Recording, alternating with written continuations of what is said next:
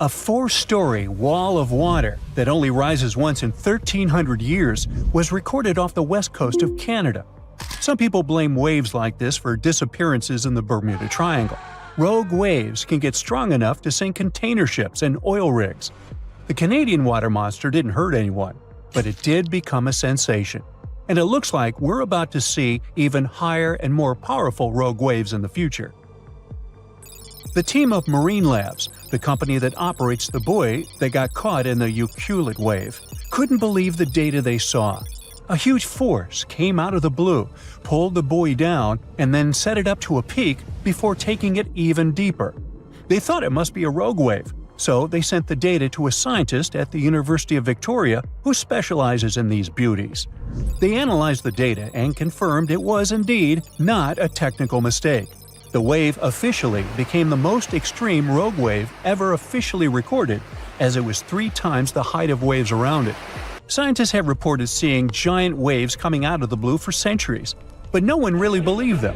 Back in 1826, a French scientist and naval officer was crossing the Indian Ocean on his ship, the Astrolabe. They got in a terrible storm and saw several waves over 98 feet tall.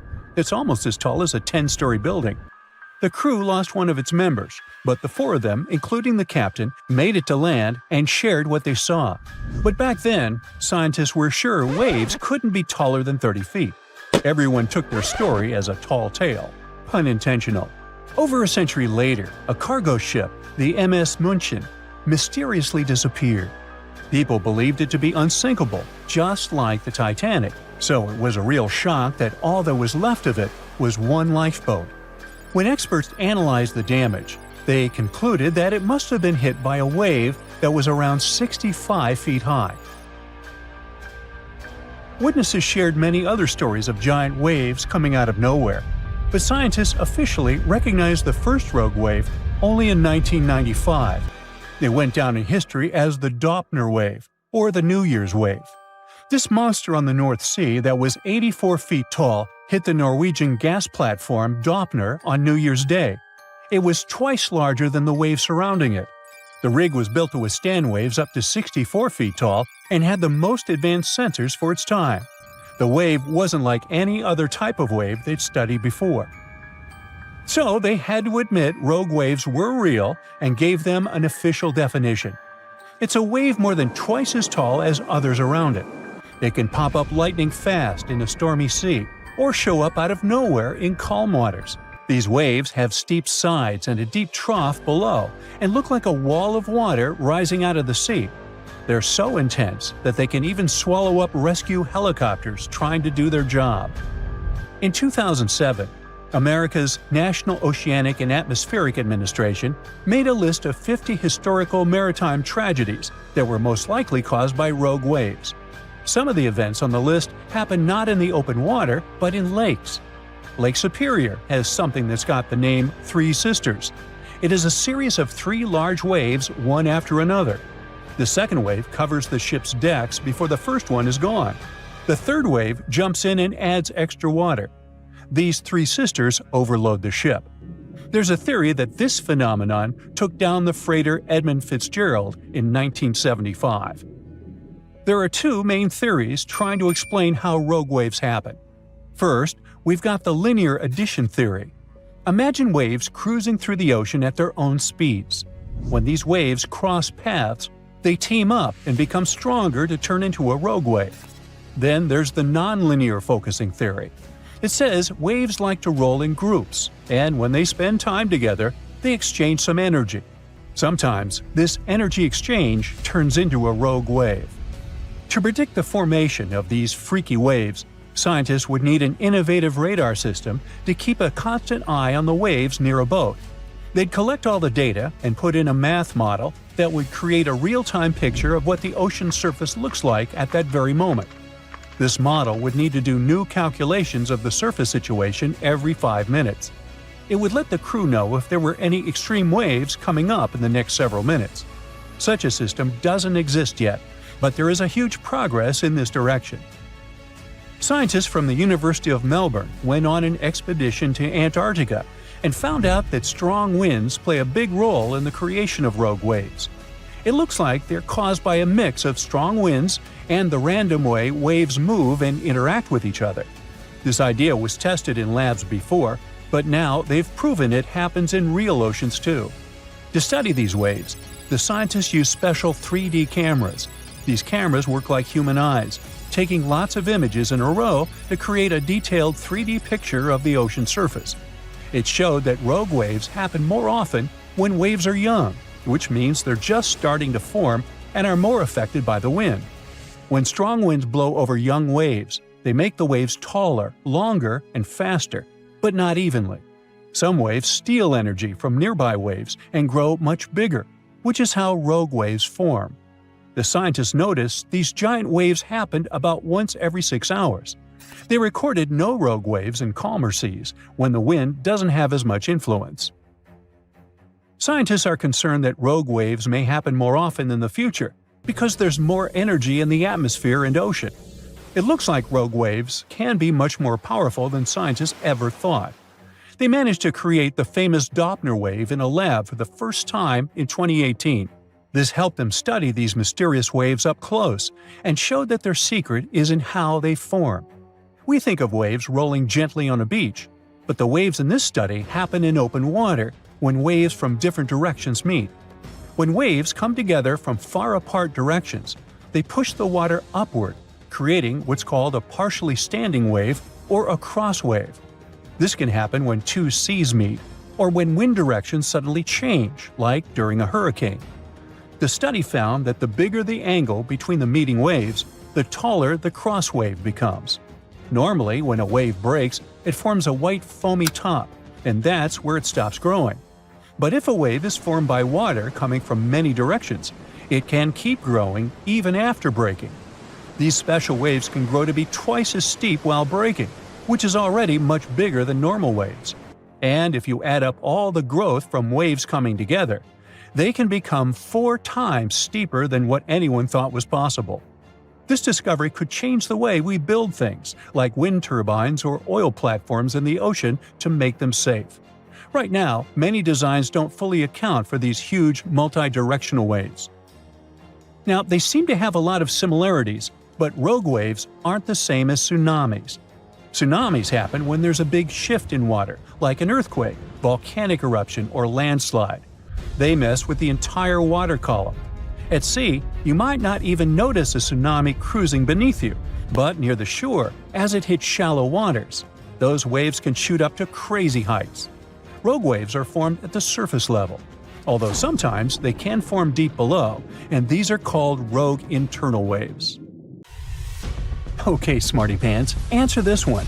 Do you know what earthquake magnitudes actually feel like? Well, at magnitude 1, you wouldn't notice a thing. At 3, you might slosh your coffee if you're drinking. At 5, things can start to shake off shelves, and it definitely gets your heart racing. But at 7.5, that's when the ground itself rips, buildings sway, and whole streets can split. And now, scientists warn a fault we thought wasn't active anymore could unleash something that strong under a small sleepy town in Canada. Now, if you trace your finger across a map of northwestern Canada, you'll find Dawson City in the Yukon. It looks like a nice place to escape from civilization. After all, it only has about 1,600 residents. It's quiet, remote, and famous for its gold rush past. In the late 1890s, Dawson City ballooned into a boomtown almost overnight as prospectors chased gold. Today, the rush is long gone, but the town still looks the part. Wooden boardwalks and saloon-style facades give it the feel of a set straight out of a Western movie. Oh, and beneath all of that is a fracture in the earth itself. Dawson City is located on top of what's known as the Tintina Fault. It's a massive crack in the Earth's crust that stretches for hundreds of miles toward Alaska. Until recently, scientists believed that this zone had been inactive for over 40 million years. But newer studies tell a different story. Just a quick reminder, faults are giant cracks when two slabs of Earth's crust meet. They're always trying to slide past each other, but their jagged edges catch and lock. Pressure builds for decades, continuously bending and straining the rock. Then, suddenly, the lock zone breaks, and the slabs slip into a new position in just seconds. That abrupt lurch releases all the stored energy, sending seismic waves racing outward. The ground-shaking consequence is called an earthquake. Scientists say the ground on each side of Titina has been trying to slide past itself for ages, but it's stuck. And now, that stuck zone has built up around 20 feet of strain. That's how far the land would shift sideways if it all gave at once. That's not just a small crack. That's straight up something from a disaster movie. If all that built-up tension snaps in one go, the result could be a magnitude 7.5 earthquake. How strong is that? Well, pretty strong. So, what happens during a big quake? The shaking can last up to 30 seconds or more, which is an eternity when the walls are swaying and the floor feels like it's rolling under your feet. If you're near the fault, things can get really scary. The ground doesn't just shake, it could take a big step sideways. This can lead to some renovations. Roads might get a new zigzag pattern, and unreinforced buildings could decide to do the twist. And if it happens in a Canadian winter, let's just say it could turn a simple power outage into a survival horror adventure. Being on soft soil is like sitting on wobbly jelly. It amplifies the shaking. Solid rock is a bit more stable. However, it's still dangerous. For example, in Mexico in 2003, a 7.5 quake damaged over 43,000 homes, buckled roads, and cut power for miles. In Sulawesi in 2018, the same magnitude not only leveled buildings, but triggered a tsunami and liquefaction. The whole neighborhood was swallowed as the ground turned to quicksand. Now here's something interesting. Most people don't think of Canada as an earthquake country, but it actually gets around 5,000 quakes a year. However, they're so small that you'd never feel them. The real hot spot is the West Coast, near British Columbia. That's where you hear people whisper about the infamous Big One. It refers to a future megathrust earthquake along the Cascadia subduction zone, a massive fault that runs for 600 miles just offshore. Unlike Tintina's sideways slip, Cascadia works by one tectonic plate shoving under another. For centuries, the North American plate has been bent upward like a spring as the Juan de Fuca plate has been diving below. When it finally snaps, that's a magnitude 9.0, more than 30 times stronger than a 7.5. We know it can happen because it already has. The last big one struck in 1700. It was so powerful, it didn't just shake the Pacific Northwest. It launched a tsunami across the ocean that smacked Japan, where villagers recorded an orphan wave with no local quake to explain it. Only later did scientists connect the dots. Now this brings us to the fact that despite all this, the size of the fault, the quiet buildup of strain, and the potential for a magnitude 7.5 earthquake, the Titina Fault isn't even listed on Canada's official seismic hazard map, at least for now. That means no warnings, no color-coded danger zones. And when a fault isn't on the map, nobody designs a building for it. There's no proper preparation. You don't build reinforced structures or have seismic codes, especially when people don't expect that the ground could split open. Now, to be honest, that's not someone's mistake. The fault just didn't show any signs of being active recently. And this part of Canada is really big, quiet, and doesn't have a lot of monitoring. Not until too long ago, people had thought of the Titina as just a geological oddity, something cool for looking at the past, but not really relevant for the future.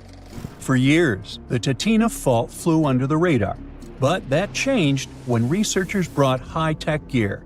They uncovered subtle but clear land shifts near Dawson City. They looked like scars on the landscape and pointed to past earthquakes, including one that pushed the land nearly 3,000 feet over millions of years. Now, interestingly, newer glacial features showed no signs of disruption, which means the last major quake probably happened right before the end of the last ice age. In geologic terms, that's pretty recent. When scientists lined up those land shifts with the ages of glaciers, the picture was clear. The Titina Fault isn't retired, it's just been on a really long coffee break, and now it's itching to clock back in. That's why researchers want it officially on Canada's seismic hazard map. Dawson City deserves more than a shrug emoji when the ground decides to stretch. The experts are basically playing detective with dirt. They're scanning forests and rivers for faint scars that past earthquakes tried to hide. They're digging trenches like archaeologists with a taste for chaos, flipping through the Earth's diary one muddy page at a time. Every crack, wrinkle, and layer adds to the story of when Tetina last threw a tantrum and how loud the next one could be. It's pretty cool that satellites can literally track if one side of a valley is slowly creeping ahead of the other, like tectonic snail racing. The goal is to find out how often this fault snapped in the past, how much stress it's still holding on to today, and whether it's going to go off quietly or all at once. Finally, just because you know that plates are pushing against each other underneath, you still can't put a date on it. Long stretches of silence might mean the rocks are getting ready for something huge, or they could just be releasing stress in tiny ways that go unnoticed. Scientists can model possibilities, but no one has a countdown clock for the next rupture. The smartest mindset isn't prediction, it's preparation. You brace for the plausible, not the precise, because the Earth's schedule doesn't come with reminders. It turns out the Earth's crust is always fidgeting. It's just that our maps are a little behind on the gossip. A fault everyone thought was harmless might actually be sitting on a magnitude 7.5 size secret. But don't worry, this isn't a cue to panic. It's a cue to get smart. Better data, sturdier buildings, and a few just-in-case habits. When the ground finally decides to settle its debt, what really matters isn't whether Dawson City feels the shake.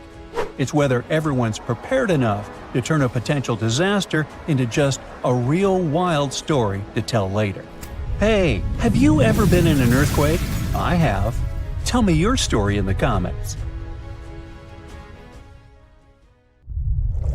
In 2018, the most powerful underwater earthquake occurred between East Africa and Madagascar. There was a deep rift between the Earth's crust and the mantle. Hundreds of thousands of tons of magma came out on the surface of the ocean floor. After that, a huge underwater volcano with a height of 2,700 feet was formed near the coast of Madagascar. This is almost twice the height of the Empire State Building, and all this is hidden under the water. French scientists studied this place since it had regular seismic activity. When the geologists went on an expedition to the coast of Madagascar, they discovered this giant underwater rock, which was not here until recently. With the help of geological equipment, they discovered the earthquake happened deeper than usual, below the Earth's crust. Geologists created a special observatory to monitor the situation at this site in real time.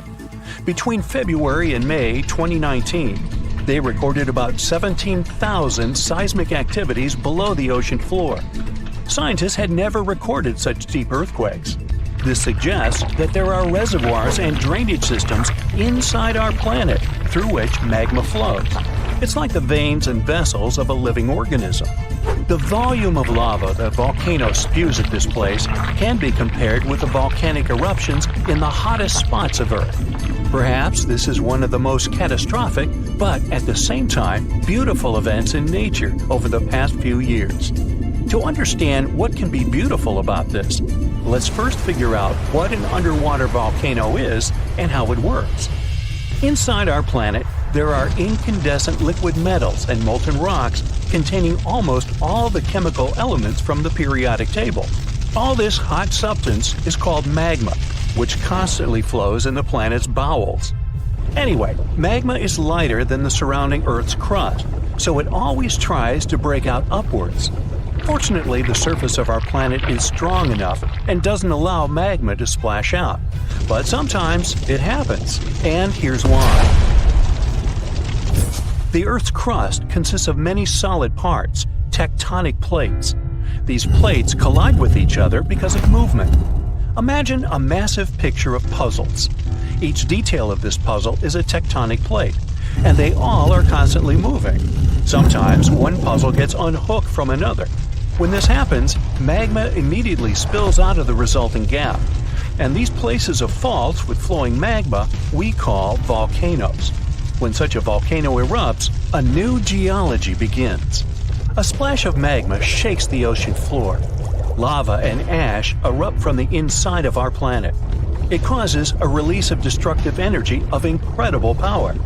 But thanks to the water, such a catastrophe can go unnoticed. More than 70% of the seismic activity associated with volcanoes occurs underwater, and almost no one notices it. But inside the water, there's a total mess. Lava heats the water and destroys the seabed. The ocean in this area boils, and large air bubbles rise up. But the enormous pressure of hundreds of millions of gallons of water suppresses the volcano's destructive power. Molten rocks of the Earth's crust are pressed against the seabed. The ocean blocks the consequences of the disaster, but sometimes the eruption gets to the surface. Such a case occurred in 2012. Vast pieces of pumice, the size of a van, began to float up in the southeastern Pacific Ocean. There were hundreds, even thousands of them. It was more like a group of unknown islands. Volcanic rocks scattered in the ocean over an area twice as large as New Zealand. Scientists used deep-sea sonar apparatus on the remote control to determine the full scale of the disaster.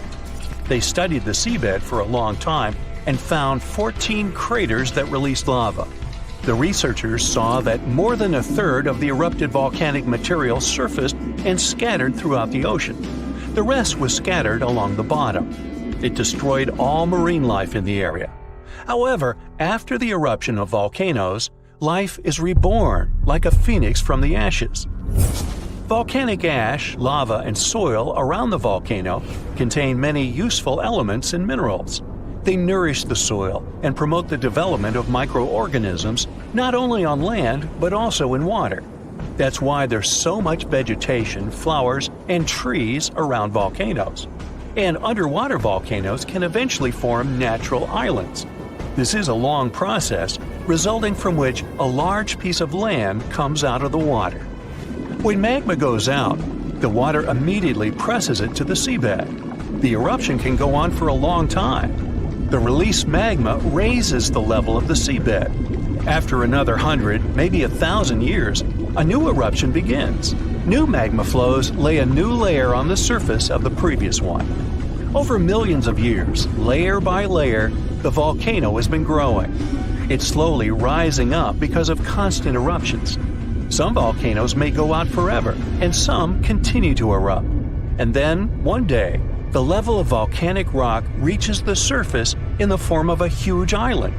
After many more years, the volcano may go out, and then life appears on the formed island.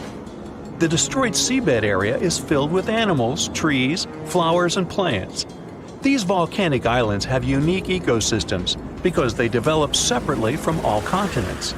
Observing such islands helps scientists understand how life on Earth was born.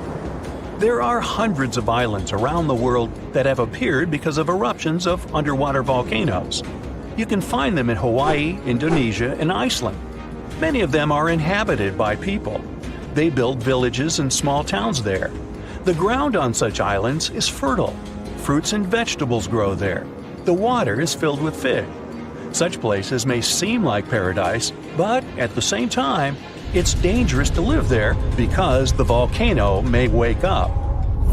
One of the most famous eruptions occurred on the island of Ogashima, south of Tokyo. People built a beautiful city right in the crater of an active volcano, and in May 1785, the eruption began. No one expected this to happen. At some point, thousands of birds rose and flew away from the island, and then the ground began to shake. A heavy, low sound came from beneath the underground depths. Thick smoke escaped from the top of the green volcano. The mountain threw dirt, large rocks, and red-hot pieces of magma into the sky. The disaster lasted several weeks. People managed to evacuate, and then there was a long recovery. Locals rebuilt the houses and brought the city back. Almost 250 years have passed since that moment, and during this time, the volcano has never woken up. Despite the risk of a new eruption, people continue to live there. The population is growing since this place resembles paradise, and no one wants to leave it. There are thermal springs, dense jungles with rich soil, and many fish. Meteorological and seismological services constantly monitor the volcano's activity. Movements and fractures of tectonic plates create another natural disaster: destructive tsunamis. Unlike volcanoes, huge waves are formed when seismic activity causes the crust to move vertically, up or down. When this happens, water pressure shifts on the ocean floor, which releases energy. This energy pushes the water and creates a tsunami. By the same principle, you form a small wave when you throw a stone into the water.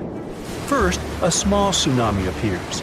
Then it picks up speed and increases in size. Its height can reach the level of a 5-story building. It's heading for the coast and accelerating to 500 miles per hour. This is almost twice as fast as a Formula One race car. Millions of gallons of water, weighing thousands of tons, are getting closer. And now the wave reaches the shore and demolishes everything in its path. Houses, trees, cars, nothing can withstand the destructive force of nature. Such tsunamis are a frequent occurrence on the coast of Japan. People have built massive shields near the land to stop the waves before they hit the shore. Still, in spite of all preparedness, somehow, nature always prevails. For more than a century, the world believed the age of easy energy discoveries was over. Oil fields were mapped. Gas reserves were hunted down. Coal deposits were dug out across entire continents. Humanity kept drilling deeper into the Earth, convinced the planet had already revealed most of its hidden wealth. But now, beneath some of the oldest rocks on Earth, scientists in Canada may have uncovered something that could completely change the future of global energy. Deep below the forests and frozen landscapes of northern Canada, hydrogen gas has been escaping silently from ancient underground rock formations. Not for days, not for years, possibly for millions of years. And researchers are beginning to realize this may not be just a strange scientific detail. It could become one of the biggest untapped energy discoveries on the planet. The discovery is centered around the Canadian Shield, a gigantic geological formation that stretches across much of Canada. These rocks are unbelievably old. Some are nearly 2.5 billion years old, formed long before dinosaurs, trees, or even complex life existed on Earth. For decades, scientists mainly studied these rocks for valuable minerals like gold, copper, nickel, and cobalt. But recently, researchers studying underground rock systems near Timmins, Ontario, noticed something unusual. Hydrogen gas was constantly escaping from deep holes drilled into the rock. At first, that may not sound very exciting. After all, hydrogen is already used around the world in industries like fertilizer production, steel manufacturing, and chemical plants. Authorities are spending billions trying to expand hydrogen technology because countries want cleaner energy and less pollution. But there is one huge problem. Most hydrogen today is not clean. When I say not clean, I mean this hydrogen is usually made by burning dirty fuels that fill the air with pollution. Most of it comes from natural gas and other fossil fuels, through industrial processes that release huge amounts of carbon dioxide into the atmosphere. Even green hydrogen, which is made of renewable electricity like solar or wind power, still costs a lot of money and requires massive amounts of energy to produce. But what scientists may have found in Canada is completely different. Naturally occurring hydrogen is also called white hydrogen. Unlike industrial hydrogen, this gas appears to be produced naturally beneath Earth's surface through chemical reactions involving underground water and iron-rich rocks. In very simple terms, the Earth itself may be slowly creating fuel underground all on its own. That is why this discovery is creating so much excitement in the scientific and energy world. Researchers from the University of Toronto and the University of Ottawa spent years measuring gases inside underground mine holes. What they found surprised even experienced scientists. The hydrogen was not showing up in random little bursts. It kept flowing continuously. Some holes released hydrogen year after year without stopping. Scientists estimated that thousands of these underground holes together could potentially create enough energy every year to power hundreds of homes from just one area. And researchers believe this may only be a tiny piece of what exists beneath the Canadian Shield. The implications are enormous. To understand why, it helps to understand how unusual white hydrogen really is. For many years, scientists believed natural hydrogen deposits were probably too small or too rare to matter. Hydrogen molecules are incredibly tiny and difficult to trap underground. Many experts assumed the gas would simply escape before large underground reservoirs could ever form. But discoveries around the world are beginning to challenge that idea. In Mali, naturally occurring hydrogen has already been used to generate electricity locally. Similar signs of underground hydrogen have also been found in parts of Europe, Africa, Australia, and the United States. Now Canada may have joined that list in a very major way. And Canada has one enormous advantage: its geology. The Canadian Shield contains huge amounts of ancient iron-rich rock, exactly the kind of environment scientists believe can naturally generate hydrogen underground. When water touches certain minerals deep below the Earth's surface, chemical reactions can produce hydrogen gas as a byproduct. Over unbelievably long periods of time, this process may continue almost like a giant slow-moving natural factory buried beneath the crust of the Earth. Scientists now believe some regions of Canada could contain massive underground hydrogen-producing systems. If that turns out to be true, the economic impact could be historic. The modern world runs on energy power. Countries with large energy reserves often gain huge political and economic influence. Oil transformed parts of the Middle East. Places like Dubai changed from small fishing villages into giant global business centers after oil wealth exploded across the region. Hydrogen could become the next major global energy race. Countries across Europe, Asia, and North America are already competing to dominate future hydrogen technology. Entire industries are being redesigned around cleaner energy systems. Shipping companies want cleaner fuel for cargo ships. Airlines are studying hydrogen-powered aircraft.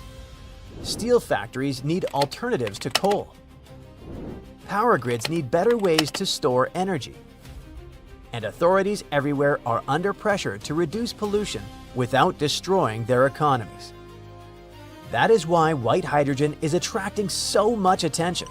Unlike coal, oil, or natural gas, hydrogen mainly releases water vapor when used as fuel instead of carbon dioxide.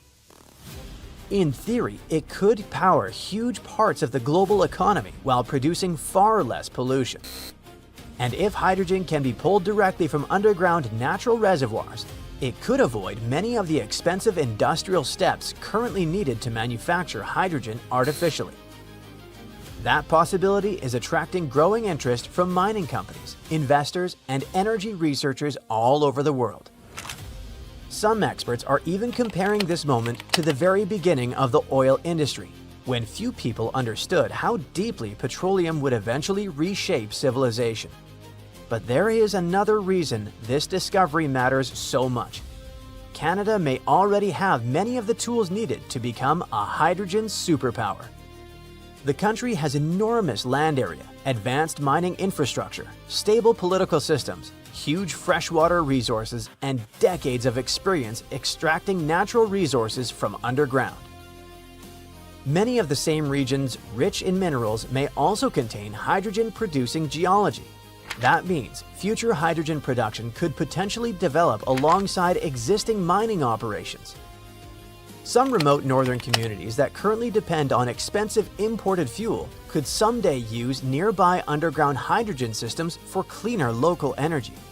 Mining operations themselves might even run using hydrogen pulled from the same rock formations they are already drilling into. For Canada, the long-term financial opportunity could be staggering. But despite all the excitement, there are still many unanswered questions. Scientists still do not know how large these underground hydrogen systems truly are. Nobody knows how easy or difficult it will be to extract the gas at large commercial scale. And there's another major challenge. Hydrogen is difficult to handle. Its molecules are extremely tiny, which means the gas can leak very easily. It's also highly flammable, meaning it must be stored and transported very carefully. And history has shown that not every exciting energy discovery becomes economically successful. Some researchers warn that the hype around white hydrogen may currently be moving faster than the actual science. Others believe that even moderate success could still reshape global energy markets over time. Right now, the biggest breakthrough may not be the amount of hydrogen already discovered. The most important discovery may simply be the proof that natural hydrogen can exist underground, continuously flow, and survive inside ancient geological systems for extremely long periods of time. That changes the conversation completely. For decades, natural hydrogen was mostly seen as a scientific curiosity. Now it's becoming a serious exploration target. Companies are beginning to search for hydrogen-rich geology, the same way oil companies once searched for giant petroleum fields. And if future drilling confirms larger underground reservoirs, the race for white hydrogen could accelerate very quickly. The timing is almost perfect. The world is entering an era of rising energy demand, political instability, and growing pressure to reduce carbon pollution. Authorities need cleaner energy sources powerful enough to support modern industrial civilization. Very few energy systems can realistically operate at that scale. White hydrogen may become one of them. And beneath Canada's ancient rocks, hidden under landscapes formed billions of years ago, the Earth may have been quietly preparing this resource the entire time. What scientists have uncovered so far may only be the beginning. Because if the Canadian Shield truly contains enormous natural hydrogen systems, then this discovery is not just about geology. It could become one of the most important energy discoveries of the 21st century. If all the volcanoes on Earth suddenly erupted together, it'd be loud. We'd also have around 1,500 of these formations bursting at once. Now, normally it's just 10 to 20 volcanoes that are active each day. But what would the world look like if they all blew their tops simultaneously? Geologists think it wouldn't be pretty. Even if only the land volcanoes erupted together, it would set off a chain reaction way worse than anything we've ever seen before. The two big problems would be ash and volcanic gases. While the explosions in lava would be damaging for people nearby, the real danger lies in what happens next. A thick layer of ash would cover the planet, blocking out sunlight completely. No sunlight means no photosynthesis, which means crops would fade away and temperatures would drop considerably. And all this ash cloud could remain in our atmosphere for up to 10 years. Now, ash aside, there's also acid rain to worry about. Volcanic gases like hydrochloric acid and sulfur dioxide would mix with the atmosphere and fall back down as acid rain. This type of weather would harm the groundwater and ocean surfaces. Even if humans would find a way to survive up to this point, we'd have no corals and no other sea creatures around. Scientists have seen similar events in Earth's history at a smaller scale. Big volcanic eruptions have been linked to mass extinctions. When Mount Pinatubo erupted in 1991, it cooled parts of the world for 2 years. But the extra carbon dioxide from these eruptions could also heat the planet, the same way we turn our stoves to broil for that extra crispy layer on our casserole. Geologists also mentioned that there's evidence in our atmosphere that stuff like this may have happened in the distant past. During the Cretaceous period, carbon dioxide levels were way higher than today, which made it difficult for marine life to thrive. Who would survive all this? Probably just some extremophiles, these organisms that survive in harsh conditions like hot springs or deep undersea vents. As for humans, we could all lay low in underground bunkers until things clear up. or build multiple space stations that could fit us all. Yeah, right. The chances of all volcanoes erupting at once, though, are very slim. Whew! That's because there isn't one giant source supplying all the volcanoes on Earth. Each one of these openings has its own deposit of magma, except for a few cases where they indeed share the supply. For example, in 1912, Nova Rupta in Alaska erupted alongside another volcano sharing magma. Scientists have also found evidence of magma hiding under volcanic areas, like under the Taupau volcanic zone in New Zealand. This magma can spread out horizontally for long distances, but is still just a local feature. Even if we consider all the magma under Taupau as one system, it's not connected to other volcanic areas like Indonesia or the Philippines. Because the great majority are isolated, volcanoes can't sync up to erupt at once. The magma comes from different processes like mantle decompression or adding water to the mantle through subduction. There's no way to make all these different volcanoes erupt together because of how tectonics work. Now, that doesn't mean we won't see interesting volcano activity in the future. Take an underwater area near British Columbia, where recently about 200 small earthquakes per hour have been noted. Deep beneath the Pacific Ocean floor, off the coast of Vancouver Island, magma is set to erupt, heating the water so much that it'll bubble like soda.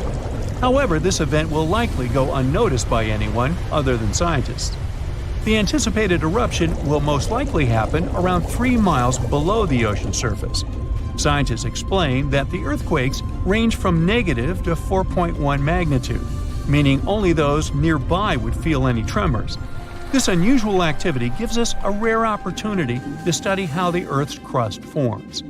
The magma beneath the ocean floor is estimated to be almost 1,500 degrees Fahrenheit, but will cool rapidly upon eruption and contact with water. This runny rock will solidify upon contact with the seafloor, turning black quickly. This event will be useful for biologists too, who will have the opportunity to study the marine animals' response to any changes, like run! Antarctica, often seen as a vast icy continent, also holds a volcanic surprise beneath its frozen surface. Researchers have identified over 130 under the western ice sheet alone, making it the largest volcanic region on Earth. Most of these volcanoes, about 90, were only recently discovered in 2017. But could any of these Antarctic volcanoes actually erupt? Well, it depends on which volcano we're talking about. While these formations are relatively young in geologic terms, it's hard for scientists to tell if they're still active or not. There are only 2 confirmed active volcanoes in Antarctica, Deception Island and Mount Erebus. The latter, standing tall as the highest peak on the continent, has been continuously erupting since at least 1972. It's known for emitting gas and steam, and sometimes even throwing out rocks in what are called strombolian eruptions. One of its most notable features is a persistent lava lake in its crater, a rare phenomenon due to specific conditions needed to keep the surface molten. For instance, it's fueled by a steady supply of magma from deep within the Earth's mantle. This continuous inflow of molten rock provides the material for the lava lake to exist. It also features low ambient temperatures. Despite its location in Antarctica, Erebus has relatively mild temperatures in its summit region because of the heat generated by the volcanic activity. This allows the lava lake to remain liquid rather than freezing over. Deception Island, another active volcano, last erupted in the 70s. While it's currently not showing signs of imminent eruption, it's being monitored closely for any concerning activity. Apart from these 2 being confirmed to be active, Antarctica is dotted with fumaroles, openings in the Earth's crust that release gases and vapors. Sometimes these fumaroles can create icy towers reaching heights of 10 feet. What we should focus on is maybe supervolcanoes. They're this type that has the potential to produce the most massive and destructive eruptions. Unlike the typical one, which has a single vent, supervolcanoes have a vast magma chamber beneath the surface, spanning tens or even hundreds of miles in diameter. Their eruptions can have catastrophic effects on the surrounding area and even impact global climate patterns because of the amounts of ash and gases they spill out into the atmosphere. One famous supervolcano is the Yellowstone one, which some say is gearing up for another eruption. It has the capacity to unleash a colossal eruption, spewing over 240 cubic miles of material. As much as we'd like to predict its behavior, volcanoes don't stick to a calendar. On the contrary, eruptions simply happen when there's enough magma beneath the surface. There also needs to be enough pressure for the magma to travel upwards. As far as we can measure, these conditions are not currently met at Yellowstone. Sure, many volcanoes operate on a cyclical pattern, but that doesn't mean Yellowstone is overdue. In fact, Yellowstone has had just 3 major eruptions over the past 2.1 million years. Also, the term supervolcano refers to the formation's size, not necessarily how fussy it is. Yellowstone's monitoring is extensive, tracking seismicity, ground deformation, thermal emissions, gas, water chemistry, and surface changes. Signs of an eruption would include thousands of earthquakes over a short period. We'd also see deformation on the ground and weird gas emissions ahead of time. Stable, as it might look like for now, the consequences of it having a major eruption could look ugly. Ash dispersion could blanket a 500-mile radius, potentially disrupting Midwest agriculture and clogging waterways. Ash and gas emissions into the stratosphere could induce global climatic effects, making our planet colder for several years.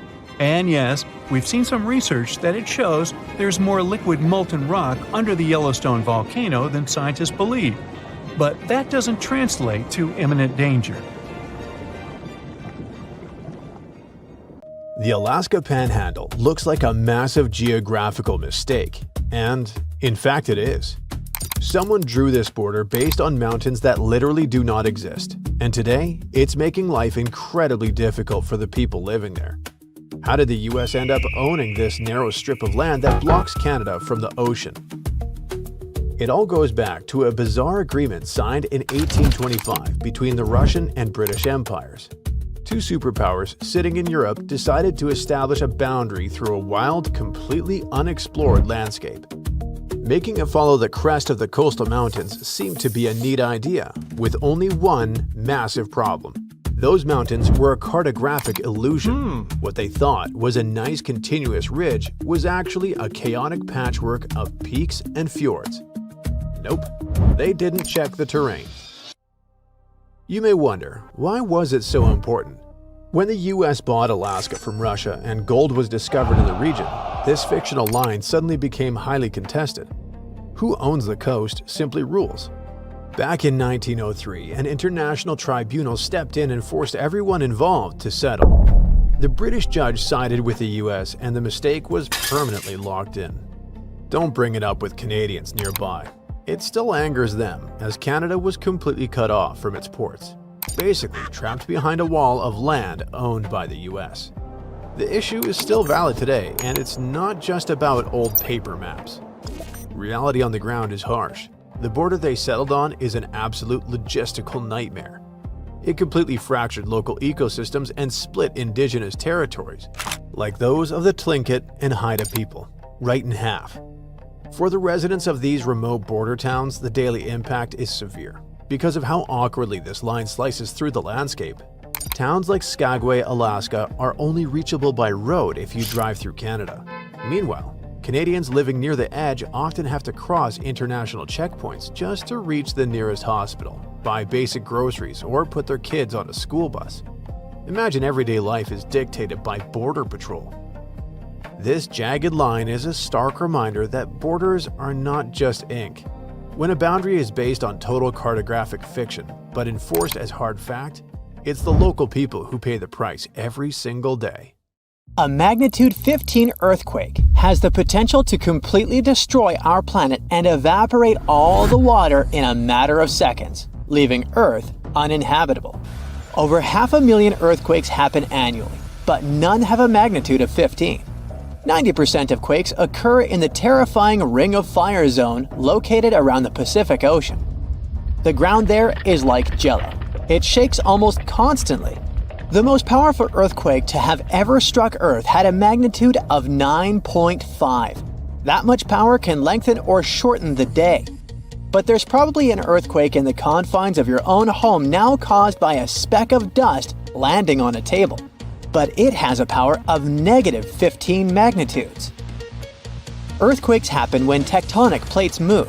They're like Lego pieces that are not properly secured, and when they move up, down, or hit one another, the ground also moves, triggering earthquakes. This tectonic energy acts like a battery. It stores energy for a long time, up to 500 years.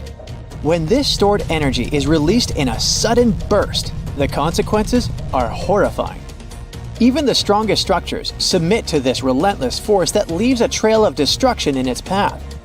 In some instances, earthquakes can even trigger tsunamis, amplifying the chaos.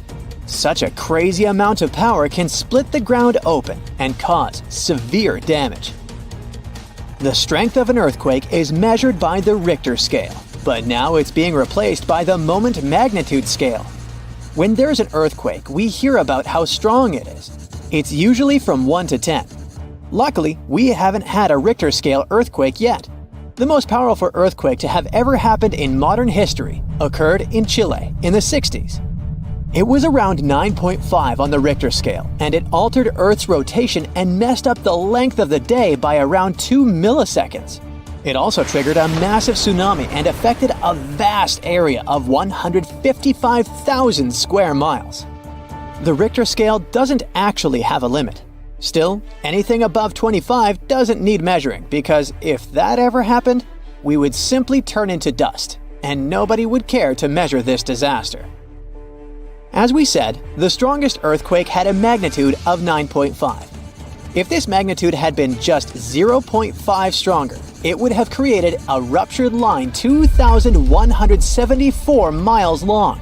That is almost 7 times the size of Wyoming. A magnitude 11 earthquake would create a crack halfway around the world.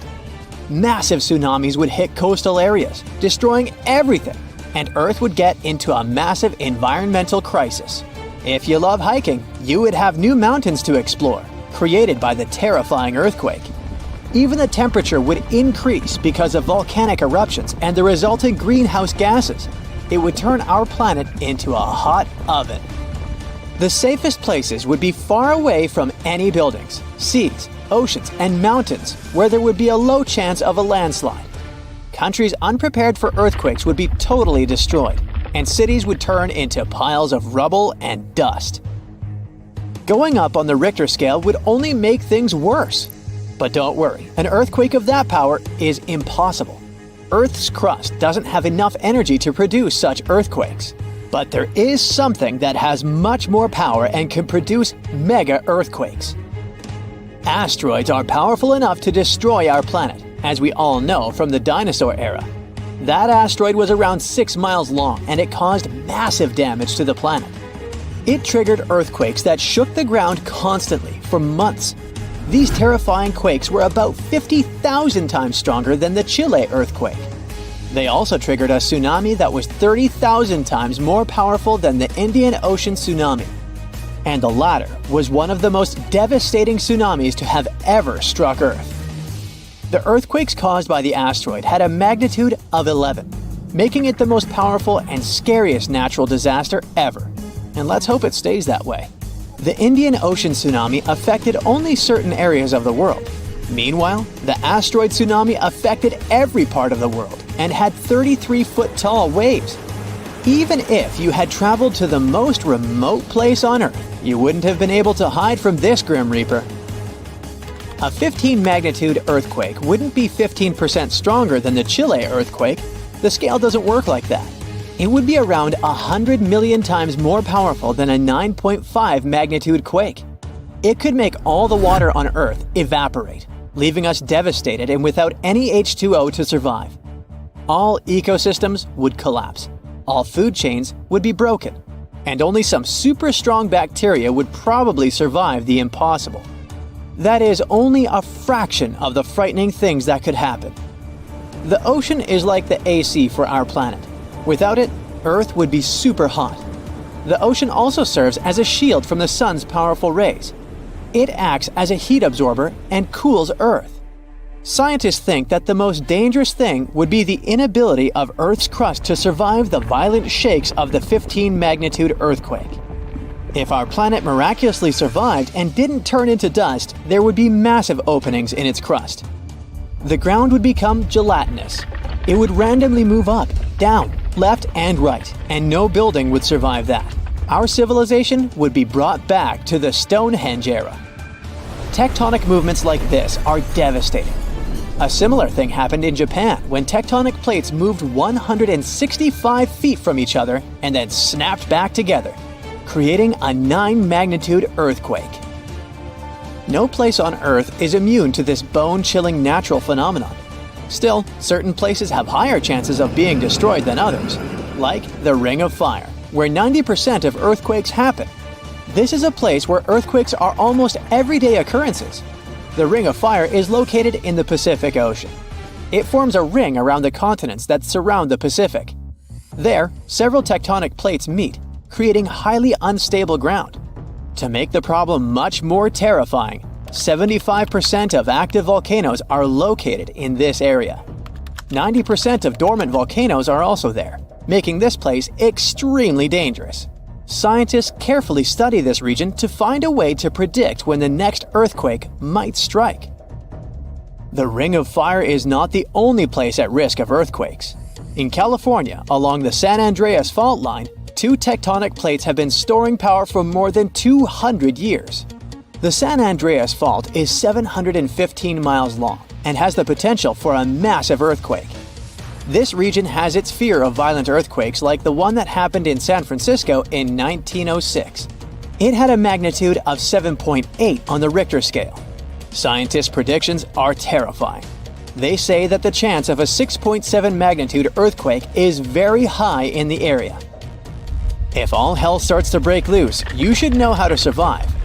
Avoid anything that might fall on you, like windows, closets, or unstable ceilings. The official phrase from emergency experts is drop, cover, and hold on. Stay low to the ground. Hide under something stable like a table, and remain there until the shaking stops. Make sure to stay in your shelter for another minute or two, just in case there are aftershocks or loose debris. Use your nose and smell for gas. If you do smell it, don't turn the lights on or do anything that might ignite it. Stay strong and be safe. Canada is massive, but almost everyone lives in the east or the west.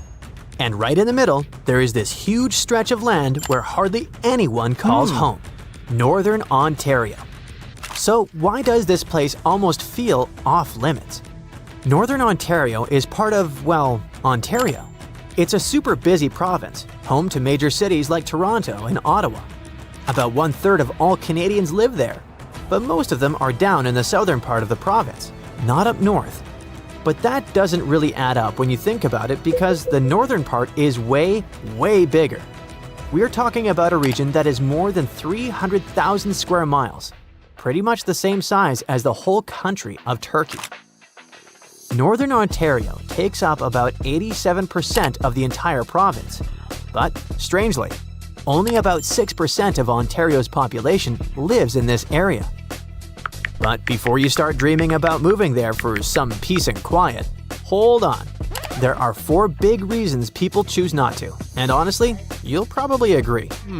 Reason number 1, the land itself. Look up the region on Google Earth, and all you will see is a huge stretch of empty space. Nothing special at first glance, but zoom in, and that's when things start getting complicated. Northern Ontario is famous for its rugged, remote landscapes, full of endless forests and lakes. It's beautiful to look at or snap a photo of, but living there is a whole different story. The geography makes the area tough to get around and makes it hard to build things like transportation routes and railways. And since it's so difficult to put decent roads up there, the whole region stays pretty isolated. That takes us to reason number 2, remoteness. You might think that, being in the center of the country, it could serve as a great link between the eastern and western parts of Canada. But in reality, that's not how it works, and the region is very far from Canada's major cities. Take Greater Sudbury, the largest city in Northern Ontario, with around 160,000 people. The closest major city is Toronto, which is about 230 miles away. So yeah, that's roughly a 4-hour drive just to get there. If you're planning a holiday weekend in a big, dynamic city, a 4-hour drive sounds like a fun road trip. But if you need to go for a dental appointment or sort out paperwork, that distance suddenly feels endless, not to mention the cost. Unfortunately, that's how life is for many people up there. Residents of Northern Ontario don't have easy access to opportunities or services. With so few people scattered across such a huge area, the region doesn't have enough facilities, infrastructure, or easy access to essential services like healthcare and education. People there sometimes have to deal with poor or even non-existent infrastructure, like missing roads, airports, hospitals, and schools. Without those things, settling down is really tough. And in rural areas, it's even worse, because the lack of services can seriously hurt their quality of life. Psychologically speaking, that's not great either. People can end up feeling isolated and lonely, and the freezing weather doesn't help. Which brings us to reason number 3 why most people don't live in Northern Ontario: the harsh climate. If you're not a fan of cold weather, you should definitely leave this region off your travel bucket list. Winters up there can be long and brutal, with temperatures sometimes dropping as low as 40 degrees below 0 Fahrenheit. Have you ever tried shoveling snow when it's this cold? Yeah, it's not exactly fun. That kind of harsh weather doesn't just mess up your weekend plans or your daily jog. It also makes transportation a huge challenge. The result is that many residents end up isolated from essential services and job opportunities. And it's also really hard to build infrastructure, grow industries, or run businesses because of that harsh climate. Take farming, for example. Compared to Southern Ontario, the northern region has a shorter growing season and much colder weather. Although crops like oats, potatoes, and green beans can handle the cold, the climate usually limits the variety of things that can be grown. That's why most farms are concentrated in the southern part of the province, and in other parts of the country, like the prairies and Quebec. Anyway, that's just one example of how the climate makes it tough for people to build a strong foundation to support themselves. And that's exactly the 4th reason why Northern Ontario is so empty: the economy. It's not that there aren't any jobs available. In fact, there are plenty. In 2023, the northern part of Ontario had some of the highest job vacancy rates in the country. So unlike in many parts of the world, it's a place where they have tons of jobs available, but no people to fill them. One reason people don't take those jobs is that many of them are older. Just look at Elliott Lake, for example. 42% of the people living in the city are over 65 years old. That's the 3rd highest concentration of older adults anywhere in Canada. But it's not all that different in the rest of the region either. Estimates show that by 2036, people aged 65 and older will make up almost 30% of Northern Ontario's total population. And you see what happens when they hit 65, right? They've got their pensions, and going back to work just isn't on the radar. This problem only gets worse because young people just don't seem interested in living there. Every year, lots of students around 17 or 18 years old pack their bags and either drive across the province or fly across the country to study somewhere away from their northern homes. And many of them don't come back. But that's actually pretty strange considering the region does have a strong economy, especially in mining. Take the Red Lake area, for example. It's packed with gold. In fact, it's home to one of the richest gold deposits in the world and has already turned out over 30 million ounces of the metal. That's definitely helped Canada stay ranked among the top 5 gold-producing countries in the world. Then, there's this region, known as the Ring of Fire. It's centered around McFaulds Lake in the Kenora district and covers about 1,900 square miles. It's rich in valuable minerals like chromite, cobalt, nickel, copper, and platinum. These days, Northern Ontario's mining industry is making a big comeback and attracting new investments. That's happening because the world is suddenly desperately looking for critical minerals. By that, I mean essential elements used in modern technologies like smartphones and renewable energy systems. Minerals like cobalt, nickel, and copper are especially important for making the batteries that power electric cars, for example.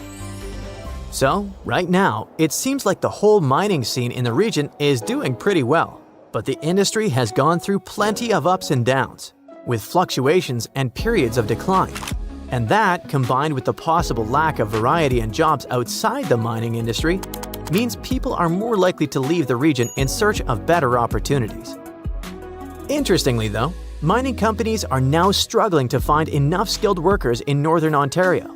And that's probably because of all the reasons we've already talked about: an older population, harsh weather, tough geography, and a long distance from major urban centers. So, it's basically a cycle. And local authorities are trying to break out of it by improving infrastructure in the region, offering more incentives, and finding ways to keep young workers from leaving. Some of their strategies include offering cash rewards to people who refer healthcare workers for job openings or providing tax-free payments to help cover higher home energy costs. And there are plenty of other initiatives too. So yeah, with strategies like these, it's definitely possible to grow the population there. And who knows, maybe one day this region could be bustling with people. The snowpack over your head splits in two right in front of your eyes and starts tumbling down in the frozen slope to its resting place far, far below. Anything in its way is crushed under the immense mass of snow and debris. You're witnessing an avalanche, one of the most dangerous natural disasters. But what if I tell you about another kind of avalanche, no less blood-chilling than the mountain one? And the most bizarre thing about it is that it occurs underwater. Underwater avalanches are powerful and disastrous natural phenomena, often much more dangerous than land ones. They have the potential to wreak havoc on the entire planet, leading to catastrophic consequences. The most alarming thing? They occur all the time under the surface of the ocean, impossible to see, predict, and extremely difficult to measure. Such avalanches can get 100 times larger than land ones, and they pose a great risk to the world's communications, capable of leaving the entire planet without the internet. But we'll talk about it a bit later.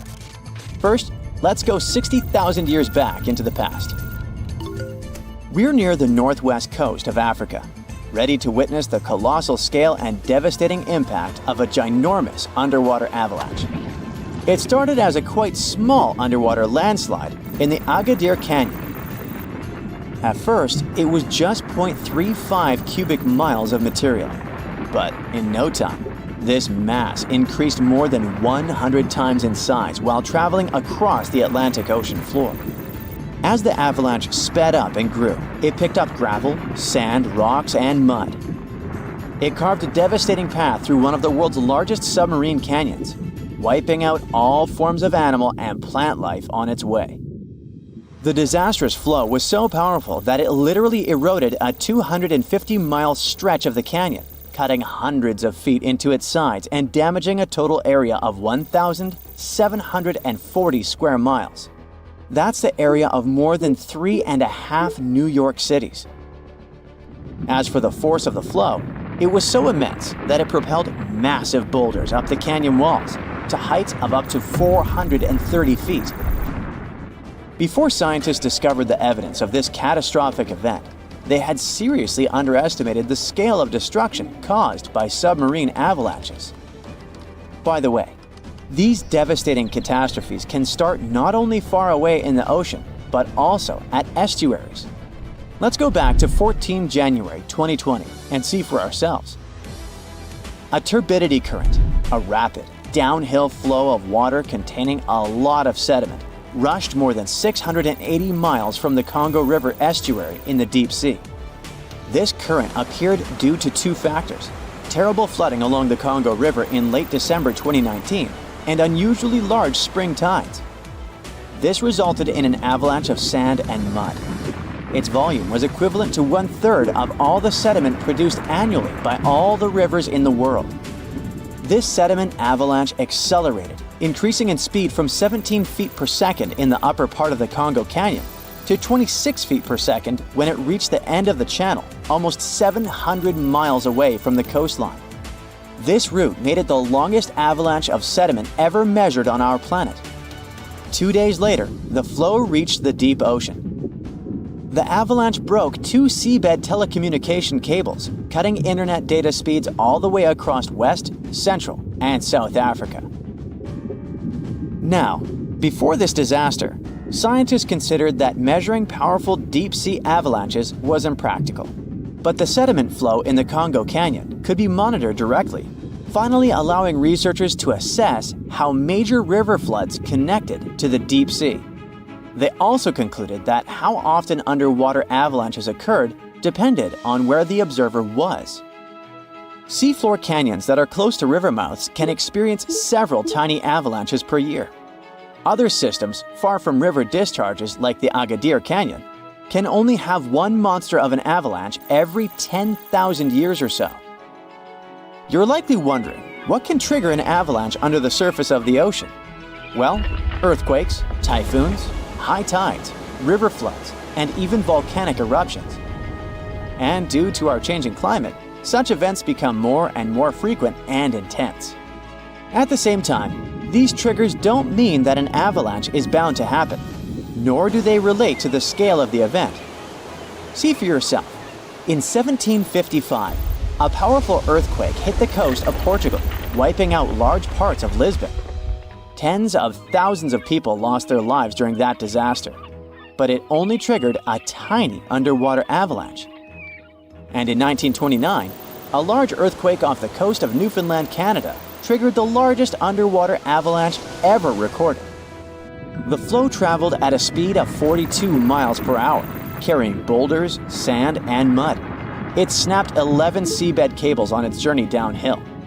The avalanche was so powerful, it produced a tsunami that claimed the lives of 28 people along the coastline. Now, submarine avalanches are totally invisible because they happen deep under the ocean surface, which makes them extremely hard to study. But we must find a way because these flows are super important. They transport sediments, nutrients, and even pollutants across the ocean floor. So, a research team from Liverpool decided to unravel this mystery. Over the last 40 years, they've collected more than 300 samples from the ocean floor. Combined with seismic and bathymetric data, which is a fancy word for ocean mapping, they managed to reconstruct a massive submarine avalanche. It was the first time an underwater avalanche of this size was mapped out. An even cooler thing, the event itself started off pretty modestly, but it quickly evolved into a colossal avalanche that grew to more than 650 feet tall. To put that into perspective, imagine a skyscraper-sized avalanche zooming from Liverpool to London, cutting a trench 100 feet deep and 9 miles wide. Then it spread out over an area bigger than the UK, covering it with several feet of sand and mud. That's like burying a whole country. These findings are actually a big deal because they show that even a small underwater landslide can turn into something massive and super destructive.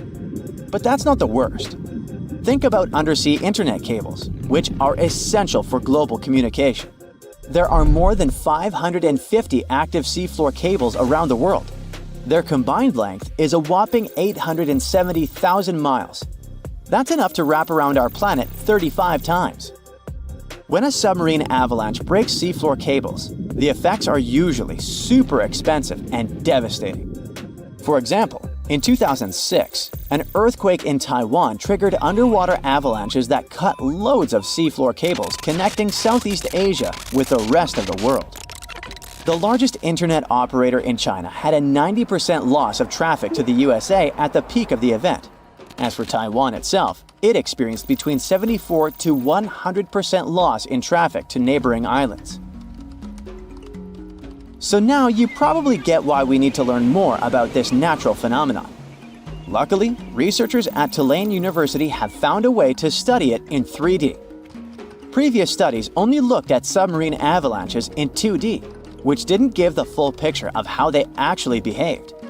The new research focused on how underwater flows interacted with mini basins, natural features on the ocean floor that look like shallow bowls. Despite being called mini, these bowls can be huge, up to 4 square miles. When turbidity currents flow into these mini-basins, they don't just stop.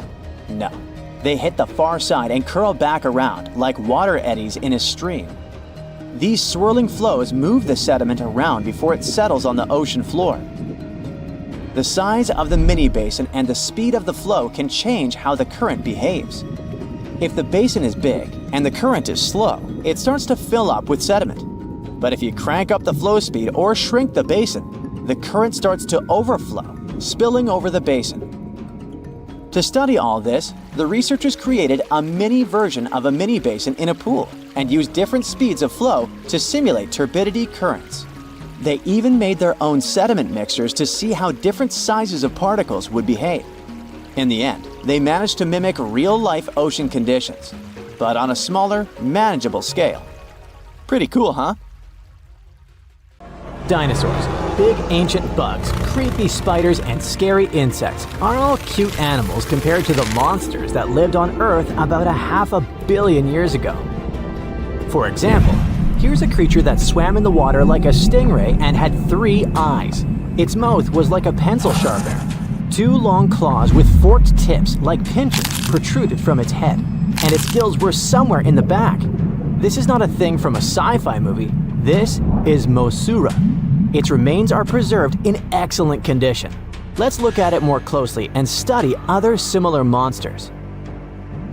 The Cambrian Explosion. Remember this name. This period is also called the biological Big Bang, the time when a huge number of different living creatures began to appear in the ocean, large, small, and tiny. The ancestors of almost all modern animal groups were most likely born during the Cambrian Explosion, which lasted from 541 to 485 million years ago. It was a time when the first truly effective and terrifying predators appeared on Earth.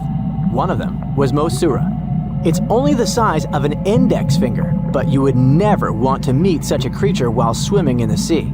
It's scary to imagine what it could do with its pencil sharpener-shaped mouth. And you probably wouldn't be able to hide from it because, come on, it had 2 eyes on the sides and 1 big eye on its forehead. Mosura belonged to a group of arthropods. Scientists called it a sea moth since it reminded them of a moth. This thing used a flap-like apparatus similar to wings to float in the water like a stingray. This monster was quite creepy, but its appearance may seem familiar because it's a distant relative of modern spiders, crabs, centipedes, and moths. Scientists found several 506 million-year-old Mosura fossils, but unlike many other similar finds, these ones have been preserved in excellent condition. The found fossils showed sharp claws, a toothy jaw, and large gills in the tail section. Some parts of the fossil were so clear that they revealed the details of the creature's internal anatomy, including parts of its nervous and circulatory systems and digestive tract. It had jointed limbs like those of modern insects and crustaceans. When this monster swam in the sea, it probably grabbed its prey with long spiked claws sticking out of its head. Many Mosura relatives have claws covered with multiple spikes, which help them grab food. But that ancient creature had smooth claws forked at the tips. That is, it grabbed the prey with those tongs, using them like chopsticks, and then brought it to its mouth. Of course, this is an assumption, and nobody saw how this creature actually did it. Unlike many other similar animals, Mosura's posterior segmented body was studded with gills. Scientists don't know why this was necessary, but they assume that such an unusual breathing system helped to adapt to an environment with low oxygen content. Perhaps Mosura led a very active reproductive lifestyle that required high oxygen consumption. Creepy, dangerous, and reproducing fast. An excellent set of qualities for one of the most dangerous predators of antiquity. But what did Mosura eat? It probably caught different types of worms and small arthropods. It's nice to think that this monster lived so long ago and was so small. But what if this creature was the size of a shark and was swimming in the ocean these days? Perhaps it would become a dominant dweller and people would swim much less along the coast. Mosura lived in the water but was discovered in the Burgess Shale rock formation in the Canadian Rockies. Many mountains on Earth were once the seabed inhabited by strange creatures. One of them was Opabinia. It had 5 eyes, a mouth facing backward, a long trunk and claws instead of a nose. Wait, what? It's too strange even for science fiction, even for outer space. In its eccentricity, Opabinia was perhaps the loneliest creature on Earth. Scientists couldn't find another species that would be similar to this individual until recently. Meet Utaurora. It seems to belong to the same species as Opabinia. Its inch-long body was divided into 14 to 15 furrows.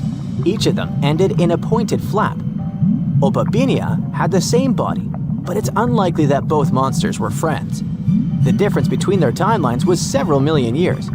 It's hard to imagine why these monsters needed such strange body structures. Why haven't modern filmmakers used the design of those animals to create cool space monsters yet?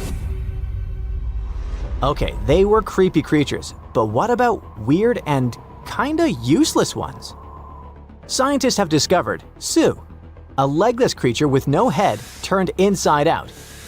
Huh?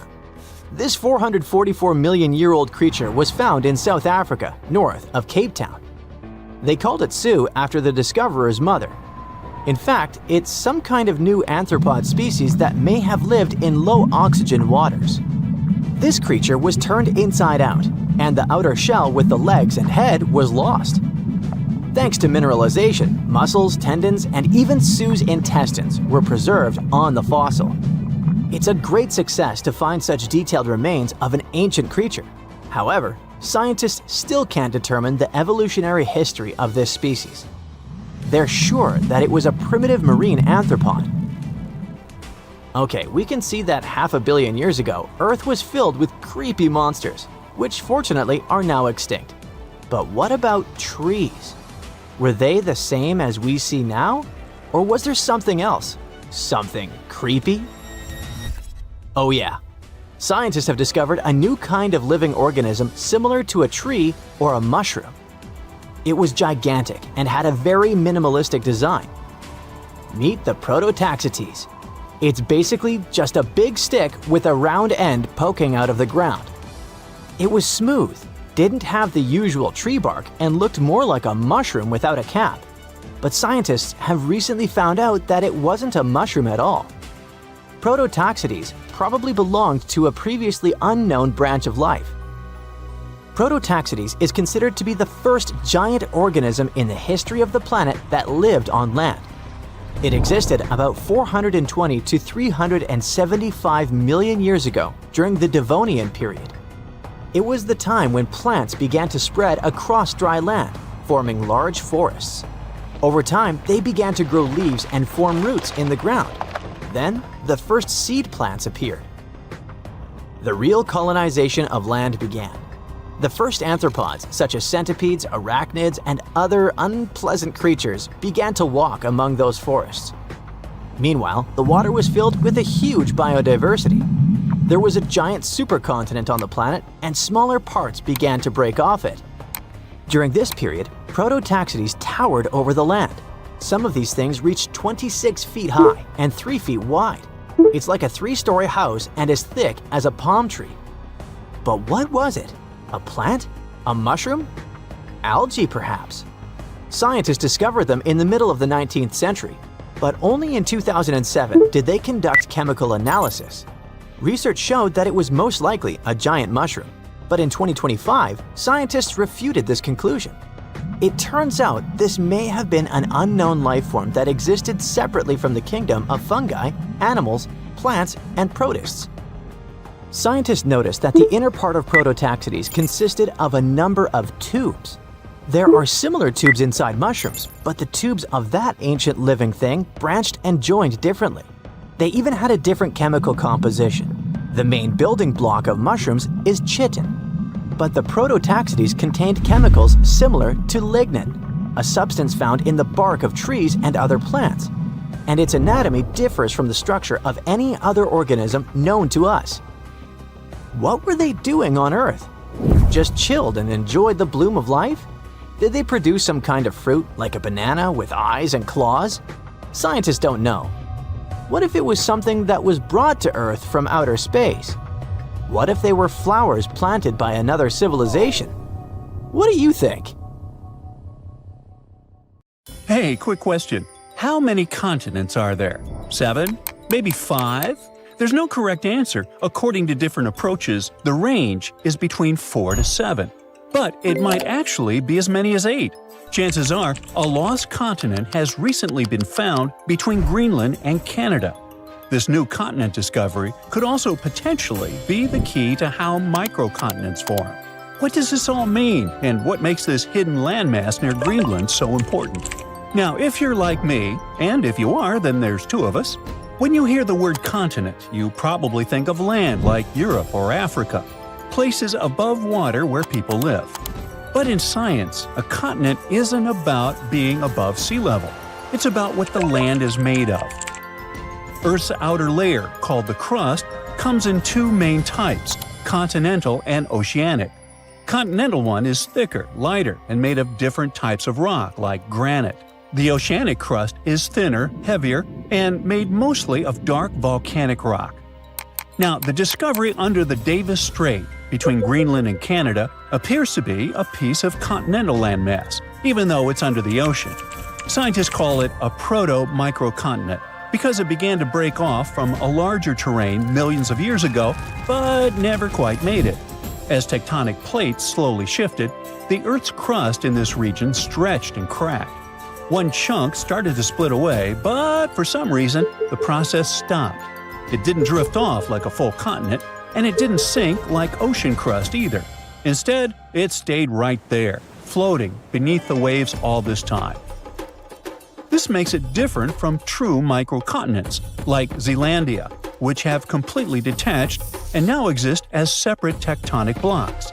Zealandia is a submerged microcontinent near New Zealand. About 94% of it lies underwater, but because it's made of continental crust, many geologists say it qualifies as Earth's 8th continent. However, Zealandia is still debated because it's too big to be a microcontinent, and there's no official global body to define its status. There's no global organization like the UN or some kind of international geology council that can declare, hey, this is a new continent.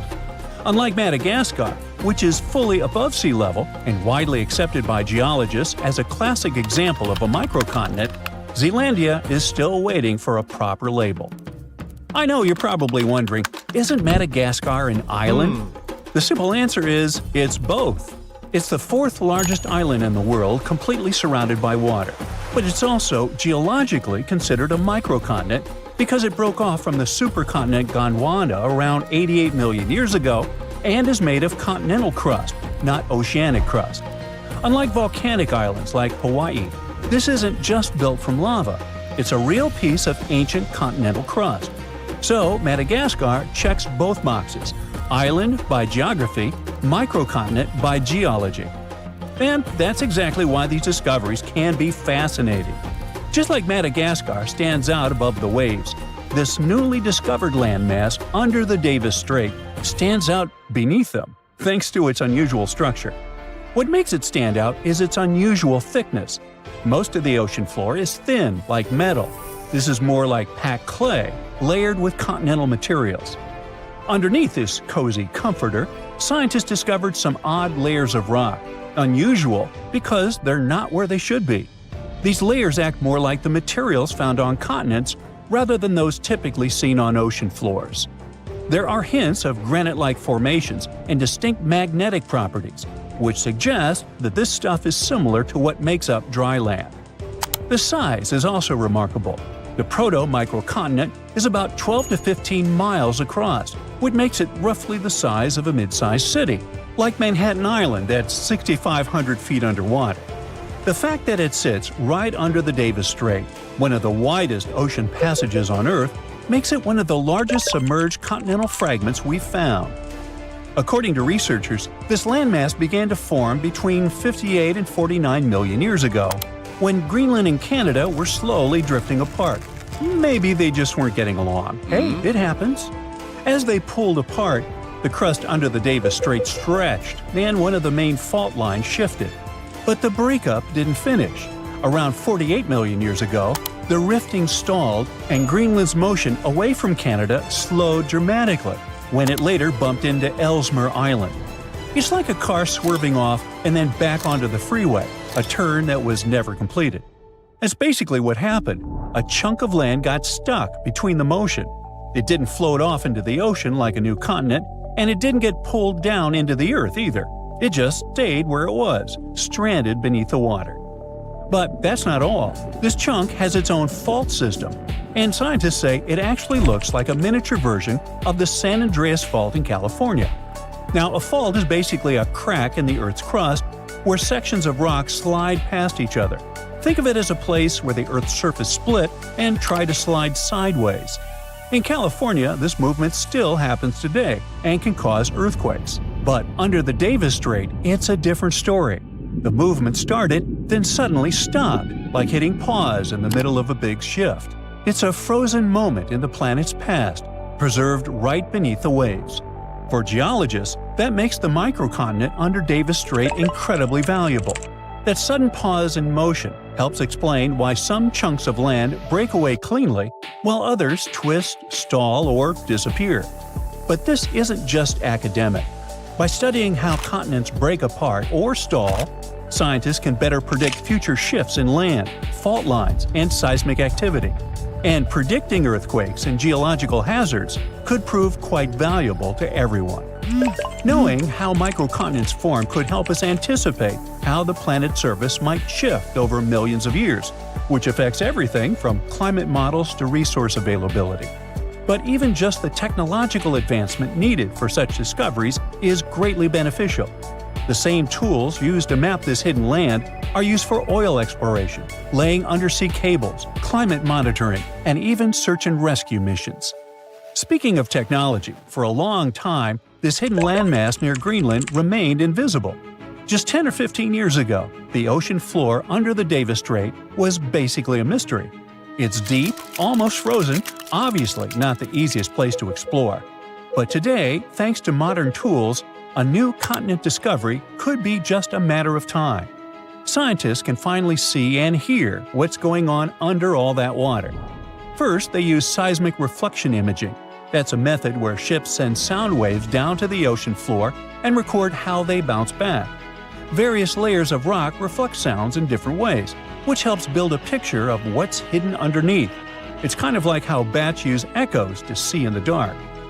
Satellites also play a role in collecting gravity data. This may sound strange, but different types of rocks have slightly different weights. Heavier rocks create stronger gravitational pull, and satellites can measure those tiny differences. Another tool commonly used for these explorations is underwater sensors, which sit quietly on the seafloor and listen for natural vibrations, like mini earthquakes or shifts in rock. These vibrations help scientists figure out what the crust is made of and how thick it is. They're basically ears on the ocean floor. They also most likely used AUVs, or autonomous underwater vehicles, basically robot submarines that can scan the seafloor in high resolution even under thick ice. In any case, scientists are very excited because this new continent discovery is more than just a geological surprise. It's what they call a natural laboratory. The study of the microcontinent Davis Strait offers a rare opportunity to understand how microcontinents form, evolve, and sometimes fail to fully separate. It also reminds us that Earth's crust isn't as neatly divided as we once thought. Beneath the ocean, there may be other hidden landmasses near Greenland or elsewhere, almost continents just waiting to be found. This lost continent of Canada may not have made it as a fully fledged landmass, but its discovery is already reshaping how we view plate tectonics. And thanks to advances in technology, places we once ignored are now offering up secrets about the planet's deep past, and maybe even its future. You certainly know the Great Wall of China. But did you know the country just built a second one? This one, though, isn't made of bricks and stones, and it doesn't keep out invaders. Instead, it's made of plants and serves as a last line of defense against something that's been slowly but relentlessly taking over the country: sand. This big barrier surrounds the tricky Taklamakan Desert. located in the northwest part of the country. This area is huge, covering an area of over 130,000 square miles, just a bit smaller than Germany. It has some massive dunes, some towering over 300 feet, which is taller than a 30-story skyscraper. The temperatures are crazy too, with scorching heat in the summer, often going up to 104 degrees Fahrenheit. But it's not just the size or the temperature that makes it so fearsome. It's the way it moves. Yep, this is the world's second largest shifting sand desert. 85% of it is made up of dunes that move as they're carried by the wind. The sand is constantly swallowing roads, villages, and farmland in its path. The more adventurous travelers who cross the desert by car or bus can actually see the sand moving across the road. But they also notice something interesting on the horizon: green bushes. Don't mistake it for an oasis, though. That's the new Great Wall, or rather, the Green Wall. A massive project designed to fight desertification and control dust storms. But is this really such a big deal? Absolutely. China has been battling desert expansion for quite some time, as one of the reasons is that they need more space. You see, China is one of the most populous countries in the world, second only to India. And now you might be thinking, okay, but their territory is huge, so there's plenty of space for everyone. Well, technically, yes. After all, we are talking about a country that spans over 3 million square miles, almost as big as all of Europe. Even though China is huge, not all of its land can be used. A big part of the country is covered in arid terrain, places that aren't really suitable for construction and have very few people living there. There are 12 major deserts, which make up nearly 20% of China's territory. And this problem is only getting worse as the wasteland keeps expanding. In the future, deserts could take up as much as 44% of the country. Even the capital, Beijing, is at risk. By the way, the capital is already being constantly hit by severe sandstorms, forcing residents to stay inside to avoid the heavy air pollution. For years, China's deserts have been spreading at a rate of more than 1,300 square miles a year. Take the Ningxia-Hui region in northwestern China, for example. It's surrounded by 3 major deserts and has been battling desertification for over 60 years. And as of 2010, 57% of its land had already been affected. This isn't just an inconvenience. Desertification destroys farmland, crippling food production. It also forces people to abandon their homes after watching their village get buried in sand. Authorities are working hard to relocate these people to safer areas. And for those who choose to stay, life isn't easy. Farming, for example, is becoming more and more difficult. For example, farmers in the town of Tonggunawa say that when they were kids, they could dig and find water tables about 6 feet deep. Now, they have to dig about 16 feet just to reach water. And since the soil isn't as soft or fertile as it used to be, they also have to use a lot more fertilizer on their crops. Okay, but why is all of this happening? There's not just one main reason for desertification. It's more like a combination of factors.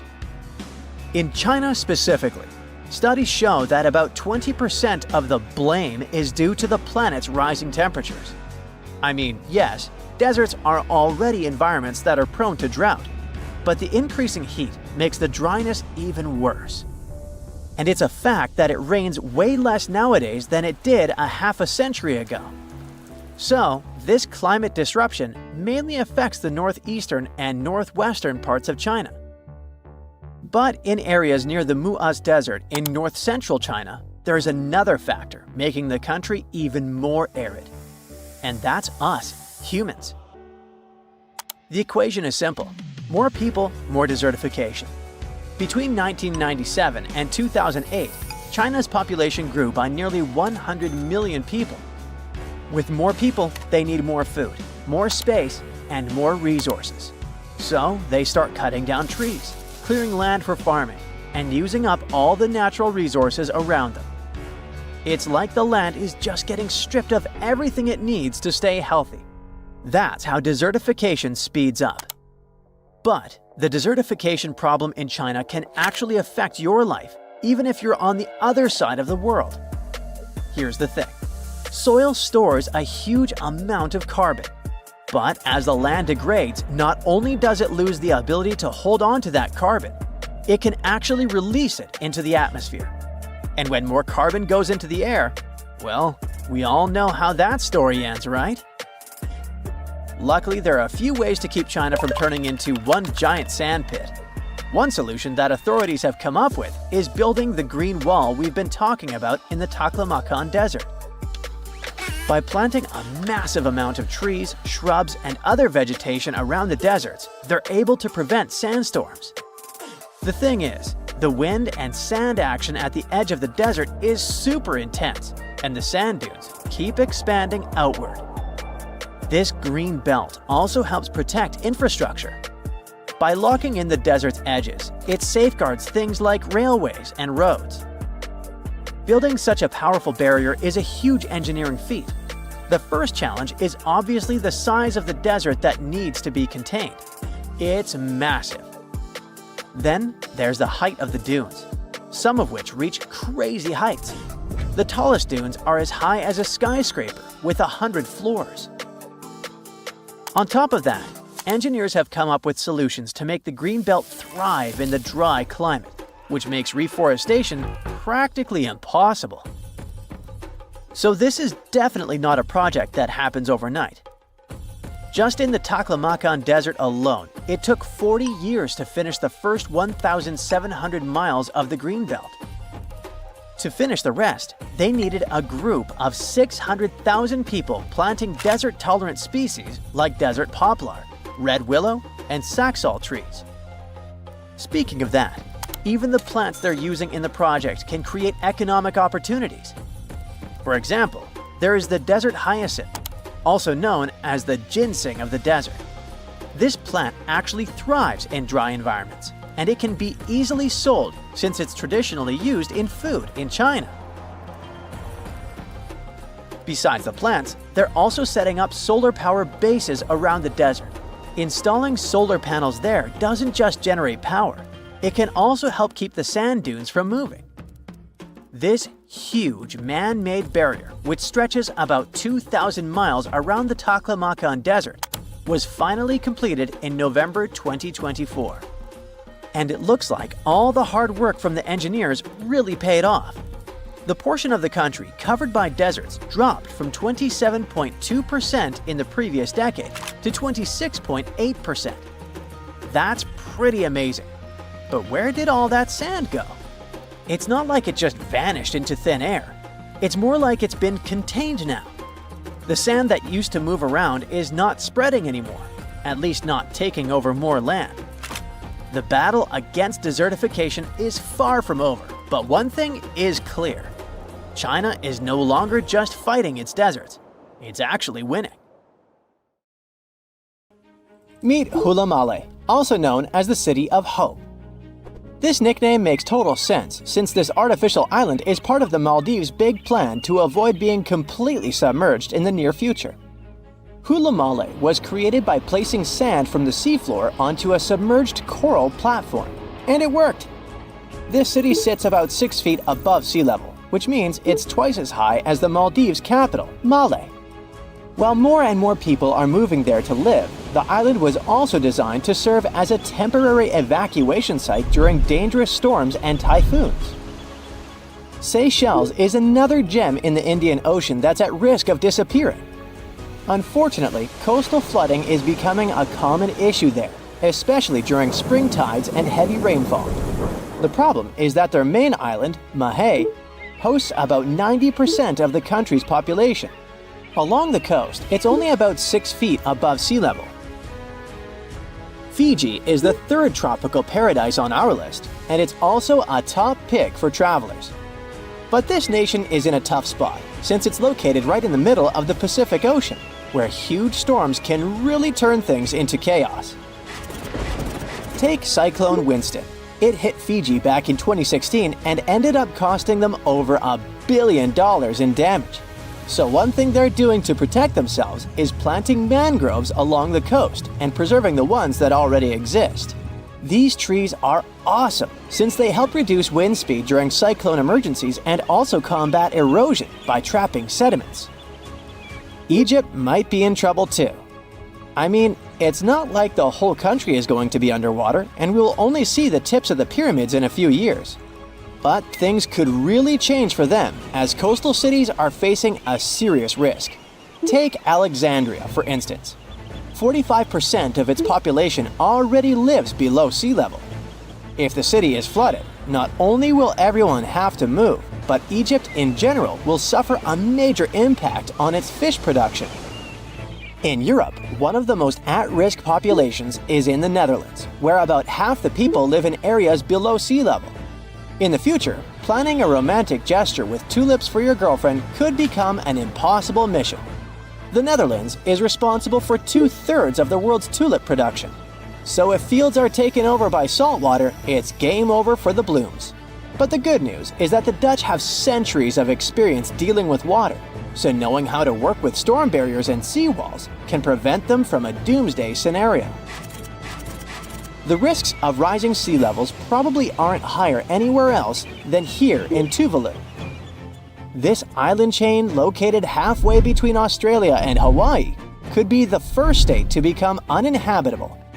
Its stunning land is only about 9 feet above sea level. And just by looking at it on the map, you can see how narrow it is. In fact, the narrowest part in Fongafale is only about 65 feet wide. So even before higher tides become a real problem, the country's limited farmland could be flooded with saltwater. The next country on our list is the Philippines. This archipelago in Southeast Asia boasts some of the most stunning scenery, but it faces the risk of flooding for 2 reasons. First, due to rising sea levels, and second, because of crazy, unpredictable weather. Since 1990, events like cyclones, earthquakes, and tsunamis have cost the country over $20 billion. Have you ever heard of Vanuatu? This chain of islands, spread out between Australia and Fiji, could be flooded soon. Vanuatu was one of the first Pacific nations to relocate an entire community to a safer spot. Back in 2005, residents living in risky coastal areas of the northern island of Tegua moved to higher ground. Next up, the Marshall Islands, a country located in the Central Pacific. Studies show that 40% of the buildings in the capital city, Majuro, could end up underwater in the future. But this country isn't throwing in the towel just yet. They've got a game plan. They are fortifying the infrastructures of their low-lying airport, relocating key buildings to higher ground, and putting up seawalls on rural islands. Heading south, we've got Nauru. This is actually one of the smallest countries in the world, covering just 8.1 square miles. Today, it's home to 10,000 people, but it's on the brink of becoming uninhabitable. Water levels are rising about 3 times faster there than the global average. The Buada Lagoon sparks special concern since it's the only surface freshwater resource, and it's located only 16 feet above sea level. Our next stop in the Pacific Ocean is the Republic of Palau. Rising sea levels are no joke for them either, but protecting their crops, especially taro, is a priority at this moment. About halfway between Hawaii and New Zealand lies Samoa, and this country is dealing with a unique situation. Not only is the volume of water increasing there, but their land is also sinking. You see, a couple of strong earthquakes and tsunamis hit Samoa back in 2009. So as the crust bounces back to its original position, the overall land surface is actually going down. Because of this, their housing and main infrastructure could take a serious hit, especially since all their airports are along the coast. Let's head to Kiribati. This Pacific nation has a big problem with frequent flooding because most of its people and infrastructure are near the coast. Apart from the volcanic island of Banaba, none of Kiriba's land is more than 6.5 feet above the ocean. To tackle this situation and keep their population safe, they had this big idea of making a massive floating platform, kind of like the ones oil companies have. But the problem is that it would cost them a fortune, as the project is estimated to be around $2 billion. If visiting Vietnam is on your bucket list, you better hurry up. The top 10 things to do there mostly involve cruising to jaw-dropping spots like down to Ha Long Bay, also known as the Descending Dragons Bay. But by 2050, the surrounding land over there might be underwater. Another huge problem Vietnam is facing is that the main rice fields are getting salty. And if you're into Vietnamese food, you know how important rice is for them. Right now, they're especially concerned about the Mekong Delta region being vulnerable. After all, this is a highly fertile area responsible for most of Vietnam's agricultural output, with over 50% of it being, rice. This nation is really putting in the effort to adjust to this new reality. They're flushing the rice fields in the Mekong Delta with fresh water to get rid of the saltiness. Our next stop is in the Caribbean Sea. Grenada is an island country, but you may know it as the Island of Spice, since its tropical climate is just perfect for cultivating things like nutmeg, cinnamon, cloves, and ginger. Unfortunately, Grenada and its incredible fertile soil also face an uncertain future of being submerged. Let's talk about the last country on our list, the Solomon Islands. 5 islands in this archipelago have already vanished beneath the waves, and 6 others are submerged by 20%. They include the Nusa Evili Island, which was once a hotspot to go to for a picnic in the early 2000s. Even though the situation is complicated, it's important to note that more than 300 of the islands there are inhabited. One thing about the Solomon Islands is that it seems like they're always in some kind of recovery mode, since the country often gets hit by tropical cyclones and flash floods. Their population is already working hard to save their homes from the rising seas by building stone walls along the coast, planting mangroves, and constructing houses in higher areas. Some places don't look important until the world realizes they hold the keys to the future. That's the case with Canada's Arctic. For most of history, it was just ice, snow, rocks, caribou, and even more ice. But now, it's about to become one of the most important places on Earth, and maybe make Canada a global superpower. Why? Because it's hiding minerals that power electric vehicles, satellites, and missile systems, while the demand is skyrocketing. However, it's not just mining and having resources, it's also about control. Right now, China has a massive head start because it refines over 90% of the world's rare earths.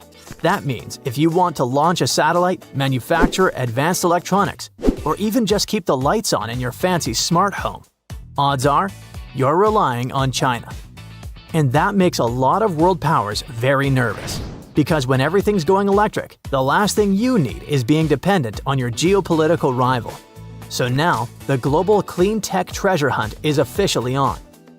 The US, Europe, Japan, Australia, they're all competing. However, the latest technology and untapped potential might give Canada the upper hand. Canada's had these minerals for decades. But with low prices, tough terrain, and no global rush, they mostly stayed untouched. However, Ottawa is finally stepping up its game. Back in 2022, Canada rolled out the Critical Minerals Strategy with billions in funding and tax perks to get companies digging. There's also plans to build the necessary roads, ports, and power lines to tap into those remote deposits up north. Canada already produces more than 60 minerals and metals, but 31 of them are now considered critical. 6 of those are having VIP treatment: lithium, graphite, nickel, cobalt, copper, and rare earth elements. But digging it up is just step 1. The real plan? Keep it local. Melt that frozen treasure into shiny new batteries right at home. That means not just mines, but also refineries, processing centers, and high-tech factories popping up where there used to be nothing but snowdrifts and silence. While others are talking, Canada's busy paving roads and stringing power lines.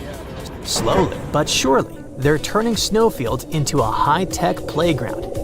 Getting to all that buried treasure used to be nearly impossible. After all, we're talking about land so remote that roads literally stop hundreds of miles too early. The ground is frozen solid for most of the year. And even if you found something valuable, just getting out was a logistical nightmare. So what changed? Canada has an ace up its sleeve. Don't know about you, but I use it mainly for making memes and music. But geologists, they're scanning the Arctic like it's Minecraft with X-ray vision. Instead of drilling blind, they're using decades-old core samples, plugging them into AI and getting shockingly accurate predictions about what's underground. It's like upgrading from a pirate's treasure map to a GPS that actually says, "Dig here." Companies like Geologic AI and Cobalt Metals are already doing this, pouring data into AI and getting X marks the spot hits for nickel, cobalt, and rare earths. In the Northwest Territories, Canada is running a pilot lab that uses AI and digital scanning to reanalyze decades-old rock samples. The goal is to spot hidden mineral deposits that old methods might have missed without digging a single new hole. All that sounds great, but maybe I made it sound simpler than it is. Digging up the Arctic is a logistical nightmare. For starters, this isn't just a remote patch of land. The Canadian Arctic is huge. Almost half the country, stretching over Yukon, the Northwest Territories, and Nunavut. We're talking about a region larger than India, with fewer people than a small city. Most of it is permafrost, wilderness, or ice-covered islands scattered across the Arctic archipelago. Temperatures go from barely 50 degrees Fahrenheit during summer to negative 40 degrees Fahrenheit or colder, with ground that stays frozen for most of the year. Fun fact, did you know that negative 40 degrees happens to be the same as negative 40 degrees Celsius? It's the one temperature where both scales intersect. They climb at different rates, but eventually cross paths when it gets cold enough. Just a small trivia nugget for weather nerds like me. Anyways, you can't just roll in a truck and break ground in the Arctic. Up there, roads just stop. Want to build something? It can take years, and one nasty winter can put everything on ice. And if you want to continue up north, you need more of everything. More food, more fuel, more machines, which means even more money. Speaking of money, another chilling fact is how much this all costs. Mining in the far north is way more expensive than doing it in, say, Australia or Chile. An AI might tell you where the minerals are, but people and big machines still have to dig, and that costs a fortune. But that's not all.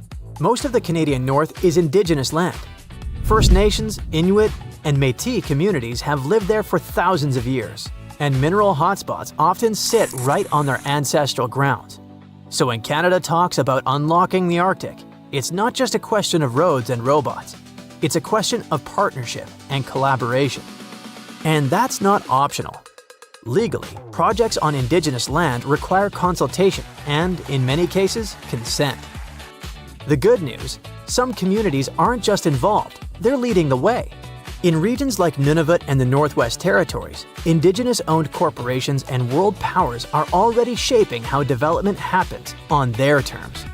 If Canada wants to pull this off, it's going to need more than tech and funding.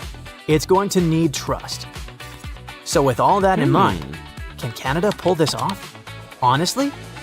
With technological advancements and partnerships, it doesn't seem impossible. But Canada isn't just doing one thing right.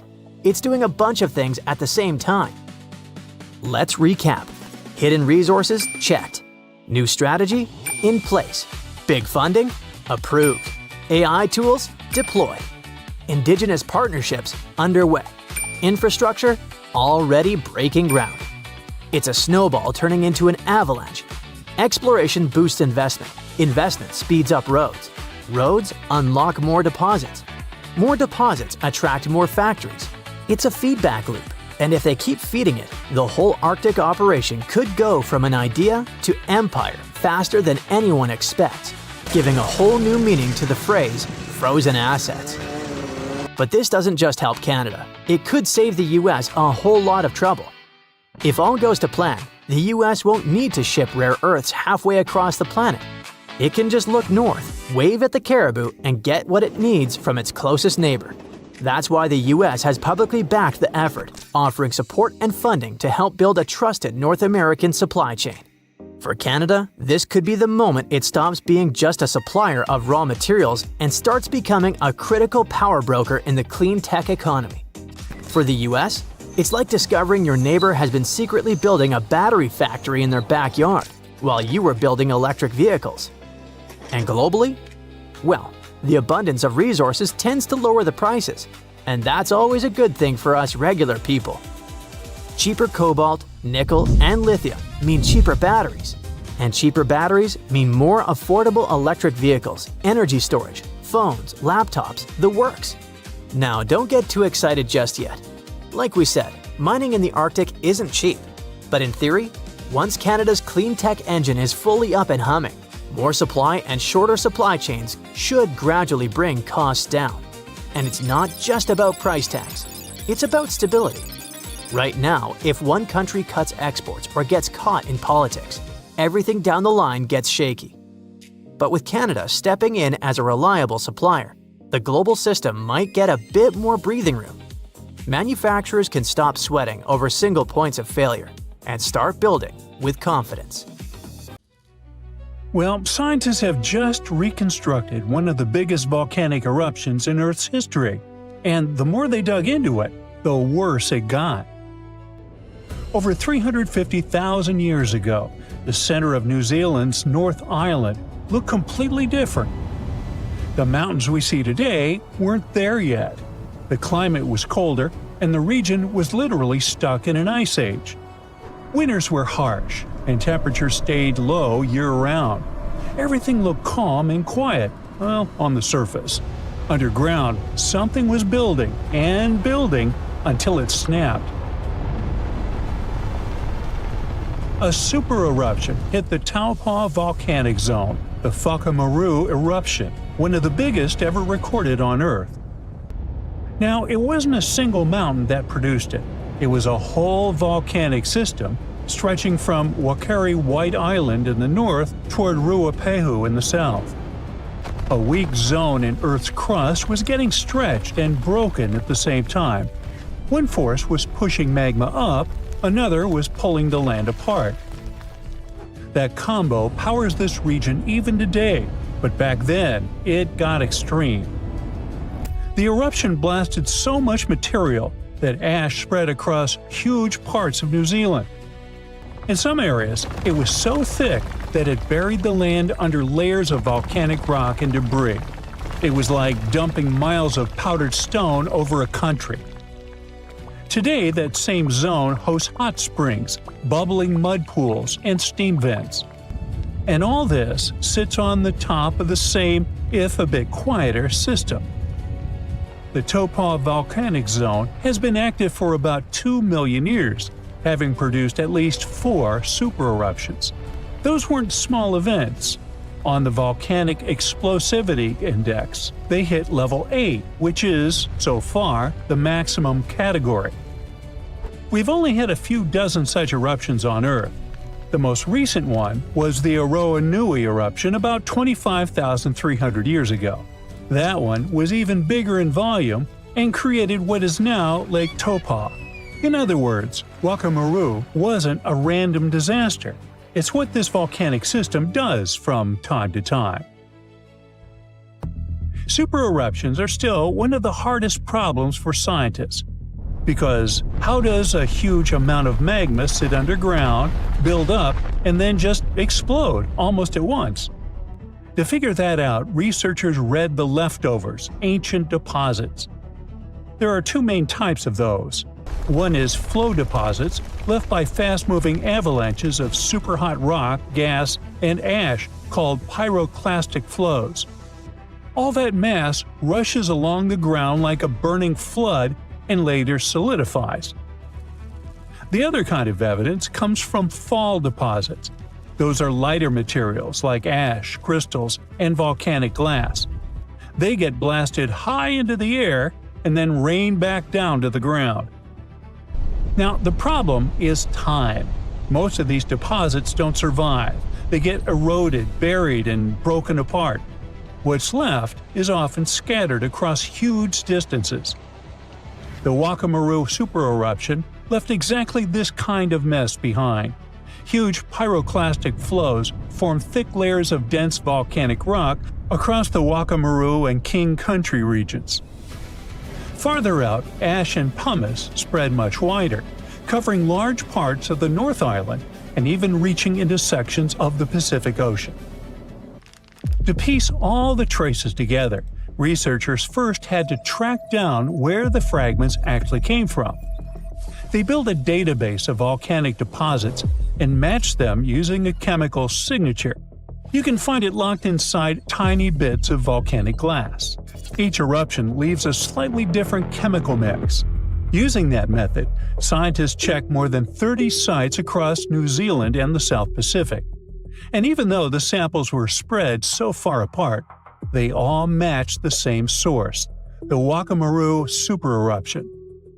So, finally, researchers could piece together what happened during one of the biggest eruptions in Earth's history. At the start, the central North Island likely had a large lake in the middle of it, similar to modern Lake Taupo. Then, magma broke through the surface right into that water. That's where things escalated fast. When magma hits water, the water instantly turns into steam. That can make an eruption extremely destructive, and it's probably what kicked off this one.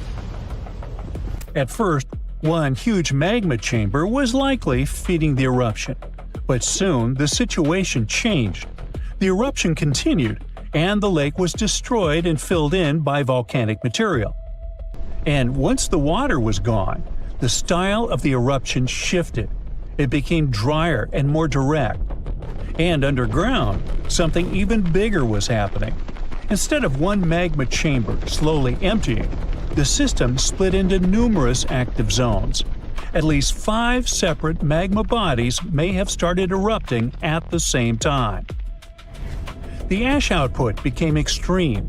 Most of the North Island and even distant Chatham Island ended up under roughly 12 inches of volcanic material. Closer to the source, up to 15 feet of deposits covered the ground in some regions. Then came the pyroclastic flows, fast-moving currents of superheated gas and rock. Near the eruption zone, they left behind deposits hundreds of feet thick.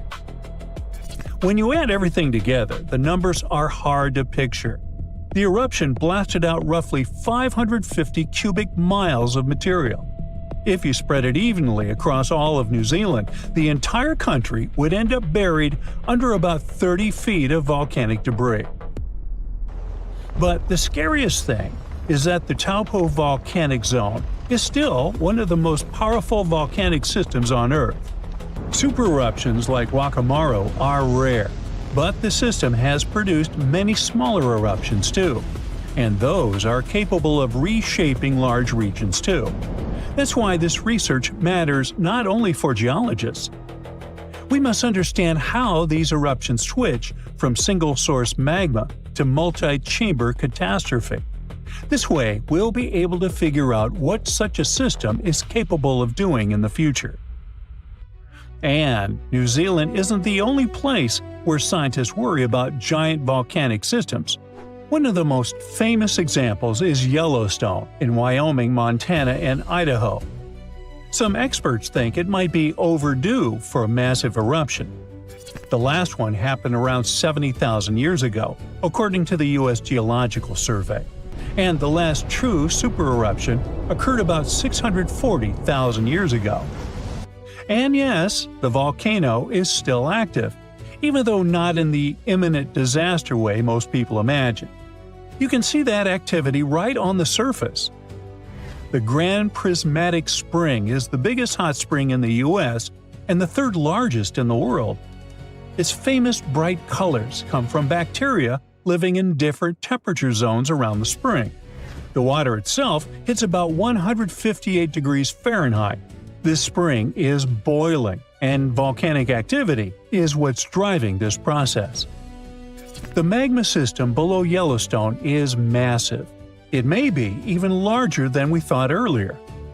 If it fully erupted one day, it could release around 2,500 times the energy of Mount St. Helens, and that eruption was a devastating event.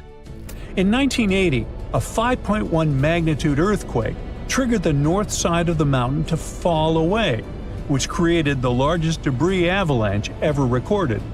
The blast flattened about 230 square miles of forest and took the lives of 57 people. Anyway, all that underground activity doesn't mean Yellowstone is ready to blow tomorrow. In fact, it gets about 700 to 3,000 small earthquakes every year, and most are so weak that people don't even feel them. It's just the ground constantly shifting and adjusting. But if a full supereruption ever happened in that region, it would be a full-blown disaster. First, pyroclastic flows would rip through parts of Montana, Idaho, and Wyoming. Then the ash would start falling. It would spread across the entire U.S. Roofs could collapse under the weight of all that heavy ash in some areas. Air quality would drop, and water systems would get contaminated. Such a chain reaction could trigger a global food crisis, but it's just a hypothetical situation at the moment. We should remember that even though supervolcanoes are terrifying, they're rare. It's often the smaller volcanoes we should look out for. You are looking at a remarkable idea, for this is the story of the miracle sea. This massive lake in California is worth $540 billion, as it holds enough lithium to power over 30 trillion iPhones. That's way more than experts predicted, making it one of the biggest lithium reserves ever. This finding could revolutionize the US economy, but a major challenge is still standing in the way. If it's not solved, all that money will stay buried forever. First things first, lithium. This metal is so valuable that people call it white gold, and it's unbelievably light. In fact, it's the lightest solid on Earth at room temperature. It was discovered by a Swedish chemist in 1817, and honestly, since then, we didn't really care much about lithium. This poor metal was ignored for centuries because it didn't seem to have any practical use in everyday life. I mean, sure, it's light, it's white, it's shiny. But what could we actually do with it? At some point, though, another trait of this metal started to stand out: its reactivity. Basically, it bonds really easily with other elements. But that also means something else. It can catch fire in seconds. For example, if you expose it to air, it goes through a wild oxidization reaction, and before you know it, boom! Flames everywhere. This might sound like danger to you, but to scientists, it screamed Eureka! Because being super light and super reactive actually makes it the perfect material for batteries. And you get why that's a big deal nowadays, right? Batteries power almost everything around us, like smartphones, cars, and even small airplanes. Since everyone suddenly wants lithium, demand has skyrocketed, and it's not slowing down anytime soon. Back in 2021, for example, the world produced about 540,000 tons of it. But by 2030, predictions say demand could soar past 3 million tons. And here's the problem: lithium is a finite resource. There are only about 100 lithium mines in the world, mostly in Australia, Chile, and China. Sure, supply is expected to grow, but demand is climbing much faster. That means we could be facing a shortage soon. Lithium mines can keep up with today's demand, but they won't be able to do that for many more years. So that's why finding new lithium reserves today is basically like winning the lottery. In this case, the United States is one of the lucky winners. First, there's the Thacker Pass mine. This spot in Nevada might hold the largest untapped lithium reserves on the planet. To put it in perspective, some estimates say it could supply up to 1/4 of the world's lithium demand. We're talking as much as 40 million tons of this precious metal, and that might be worth over $500 billion. Right there, they'll be extracting lithium from clay. This might be challenging, since this process has never been done on such a huge scale before, but it's doable. A couple of years ago, the United States found another big win in the lithium game, the Salton Sea. This is a huge, shallow lake located in Southern California's Imperial County. At first, they announced that this spot could hold over 3.4 million tons of lithium underground. That would be enough to make more than 375 million batteries for electric vehicles. That was already huge. But then, more recently, specialists realized they had made a mistake. Actually, a good mistake. The amount of lithium there is likely much, much higher. It could hold 18 million tons of it. Now, the Salton Sea is being considered the 5th largest lithium deposit in the world. This could be a real game changer. The United States is betting big on this mineral, hoping it'll help keep the country's economy strong for decades to come. So, finding this second big source of lithium was a huge relief. It means America is one step closer to relying less on other countries. And, by the way, most of its lithium right now comes from Chile. We refer to as the Saudi Arabia of lithium. Of course, California is thrilled about this, seeing it as a potential economic windfall. The region is already being called the Saudi Arabia of lithium, or Lithium Valley, because of its potential to dominate the battery supply chain. And if it works out, it'll be a huge benefit for the state. Apparently, authorities plan to use 80% of the money from lithium extraction for local development and infrastructure. The idea is to upgrade roads, schools, and other public services. That could create a lot of new jobs for Imperial County, which is considered one of California's poorest regions. Big question: if the lithium is hiding under the lake, can they even get it out? Well, yes, at least in theory. There are two main ways companies usually extract lithium. The first is the old-school method, open pit mining, where the rock is dug up, crushed, and processed. That's what they do at Thacker Pass, for example. They use massive hydraulic shovels to dig the metal out of the clay. Then there are evaporation ponds. Here, they pump lithium-rich brine to the surface and let the water evaporate, leaving the metal behind. The problem with both methods is that they use tons of water and can cause a lot of contamination and waste. At the Salton Sea in California, things work a little differently. Instead of giant pits or evaporation ponds, companies are using the area's natural geothermal power to pull it out in a cleaner way. This method is called direct lithium extraction. And here's how it works. Near the lake, there are already 11 geothermal power plants that pump up super hot mineral-rich brine from underground. Normally, that brine is just used to make steam, which spins turbines to generate electricity. But now, companies are figuring out how to pull the lithium out of that same brine before sending it back underground. Since they're already pumping the brine for energy, collecting the lithium doesn't need any extra digging or big ponds. So it avoids most of the water waste and pollution you get with old methods. It's like getting clean energy and battery materials at the same time, but with way less impact on the environment. This method sounds brilliant and totally doable, but it also comes with challenges that won't be easy to overcome. Sure, people call it environmentally friendly, but that's only when you compare it to other ways of getting lithium. This method still raises concerns about water use. People in California are already dealing with shortages, and large-scale lithium extraction could put even more pressure on the region's limited water supply. The Salton Sea itself is shrinking fast. Water levels have dropped by more than 9 feet over the past 25 years. That creates a huge problem. Less water means more exposed lakebed. And the sediments there can contain harmful materials. As the lake shrinks, that exposed lakebed dries out and turns to dust, and that dust doesn't just sit there. The wind picks it up and blows it into the air.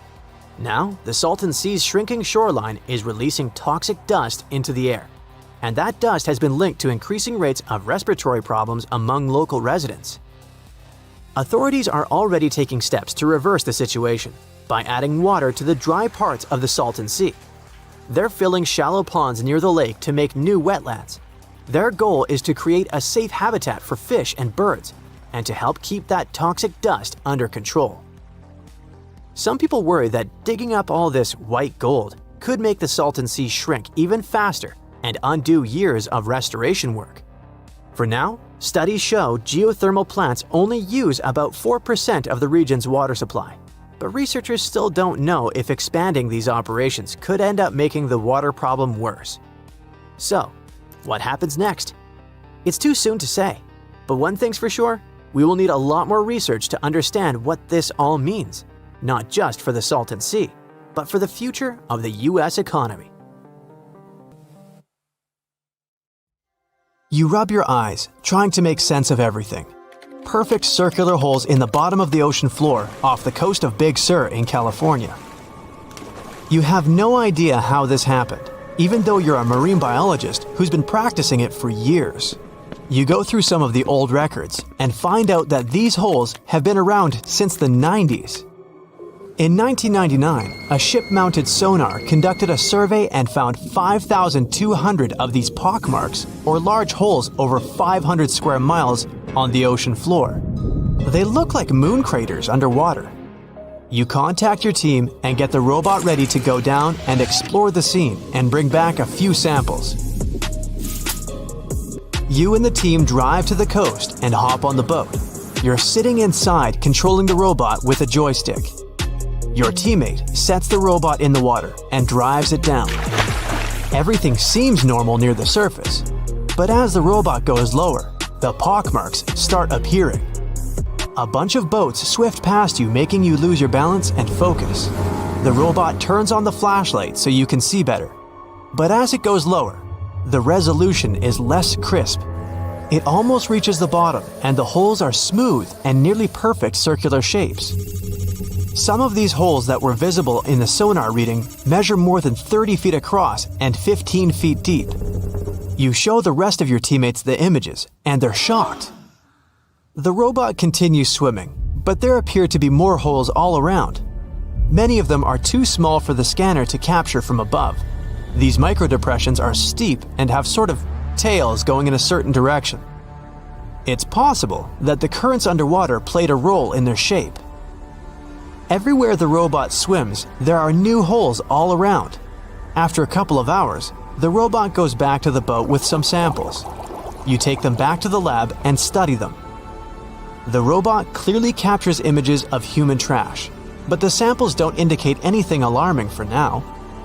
Despite the fact that 1/3 of the pockets are filled with trash, there's still no explanation of how they were formed. It's late at night and the rest of your team heads back home. You're passing out in the lab, still trying to find some answers. You wake up the next day, and while cooking breakfast, you get this idea that maybe these holes are gases venting out, which could be harmful to marine life. You quickly get the robot and sail out to the ocean once more. This time, you didn't even think about calling your teammates. You place the robot in the water and get behind the screen to control it. The robot descends to the bottom of the ocean and does a survey. So far, the holes still seem to be covered with trash. But some of the holes have marine life dwelling inside, like fish and seaweed. After much scanning, it doesn't look like they're producing any bubbles, which means there aren't any gases venting out, but you're determined to find them. After a while, you reach one of those large pockmarks, and the robot starts scanning around. You find some bubbles coming from a source, but the robot can't reach it. It swims around trying to find a spot, but nothing. You bring the robot back to the lab and work on it. You attach some mechanical arms on it that can lift things and move them. You bring the robot back down to the same spot, but the bubbles aren't as frequent as before. You use the arms to move some of the trash and find out that the bubbles are being produced by a group of crabs chilling next to a pile of plastic. Bingo! The bad news is, you still don't have a clue why the microdepressions and pockmarks exist. As you try to control the robot to go back to the surface, an octopus wraps its tentacles around it, pulling the robot down. You struggle with the controls and push it to maximum power, but the suctions of the octopus are too strong to break off. It's a game of tug-of-war with the octopus and your robot. It takes the robot under a pile of trash, thinking it's lunch. But you use the arms to maneuver the robot out and swim back to the surface. You go back to the lab even more confused. The robot has collected more samples for you to study. Your eye is glued to your microscope, trying to figure out what's going on, but nothing. You decide to do a carbon dating test to determine how old these holes are. After a while, you check out the results and are even more stunned than before. They show that the holes are around 400,000 years old, so it's likely that human trash wasn't the cause for all this. You pull many all-nighters trying to figure out the truth. You gather your team once more and hold a small press conference about this. You claim that this may be something we should be extremely worried about, but you still can't tell them more than what you know. With all the brain work put together, you find out that the large pockmarks haven't changed or been active for more than 50,000 years. The newer holes were most likely created by human trash settling in the bottom of the ocean floor. The marine life gathered some of this trash like plastics and discarded fishing gear and created homes for themselves. This is why around 4,500 of the holes are newer and have trash in them. But it still doesn't answer why the holes appeared in the first place. You're back to square one. The only way to see what's really going on is to clear up the trash from underwater and study them. The story makes headlines in the local community and catches the attention of a cleanup crew. You organize a trip to the ocean and begin the extraction of all the trash. Many cleanup boats arrive and everyone drops down a net to collect the trash. You send down the robot once more to make sure the nets are hitting the right spot. As most of the trash is being collected, many marine life animals scramble and try to find a way to escape. Everyone makes sure not to hurt them. After a couple of weeks, all the holes are cleared up from the trash. You do another sonar scan from the surface and can see the holes clearer than before. But you still don't have an answer for this. You do some more research trying to see if any other holes appeared around the world. On the other side of the country is a mysterious blue hole off of Florida's Gulf Coast. You catch the nearest flight to Florida and make an appointment with the scientists in charge of the expedition. Blue holes are underwater sinkholes that open below the seabed. Just like on the surface, the underwater world also has sinkholes. This one is called the Green Banana and is 150 feet below. And the hole is 435 feet deep. You dive with some special gear with the rest of the team to a barren ocean floor, and the hole is right there in front of you, looking like an oasis in the desert. You and the rest of the scientists are surprised by the diverse marine life dwelling within. Some sea turtles swim past you, and even sharks. These ones don't harm humans. Halfway through, you reach a narrow path, which makes it difficult for humans to pass through. But everyone is careful. There are corals, sponges, mollusks around the corner. You collect some samples and go back to the lab. Blue holes in general are richer in nutrients than barren lands and host plenty of unique marine life. They're quite common and don't pose any sort of threat to anyone. After making the connections, you don't think the holes off the coast of California have anything to do with blue holes. The mystery goes on. Well, here's a little nightmare for some of you. Smartphones and laptops don't work anymore. There are no LED screens, high-speed internet, night vision goggles, industrial magnets, or MRI machines. The modern world as we knew it has ceased to exist, or it would without rare earth elements. Luckily, scientists just found out that a deposit in southern Norway is way bigger than we first thought. Now, rare earth elements are a group of 17 elements, with names like cerium, terbium, and promethium. The name sounds like they're very rare, but that's actually not true. We can find them almost everywhere in the Earth's crust. If you dug in your backyard, you'd probably find tiny traces of them. They're called rare because it's hard to find them in big enough amounts to mine and actually use. The real problem is not finding them. It's finding them in large enough quantities to use. Most of the time, they're spread out and mixed with other rocks, so you just can't dig them up and use them right away. Separating them is hard too. You need lots of processing, chemicals, and industrial equipment, which makes mining them very expensive. These elements are extremely important today. We use them in electric cars, batteries, phones, computers, MRI machines, wind turbines, and technologies like radar and night vision. No wonder the demand for them is growing fast. But new mines take a very long time to build, often 15 to 20 years from discovery to production, because of permits, testing, and construction. Now, back in 2024, the deposit in Norway was estimated to have about 8.8 million tons of rare earth material. That was already huge, one of the biggest in Europe. But they kept drilling and checking what's underground. And now, the new estimate came out in 2026, a whopping 15.9 million tons. That's almost double. It's like thinking you have one full warehouse and then realizing there's another one just as big right next to it.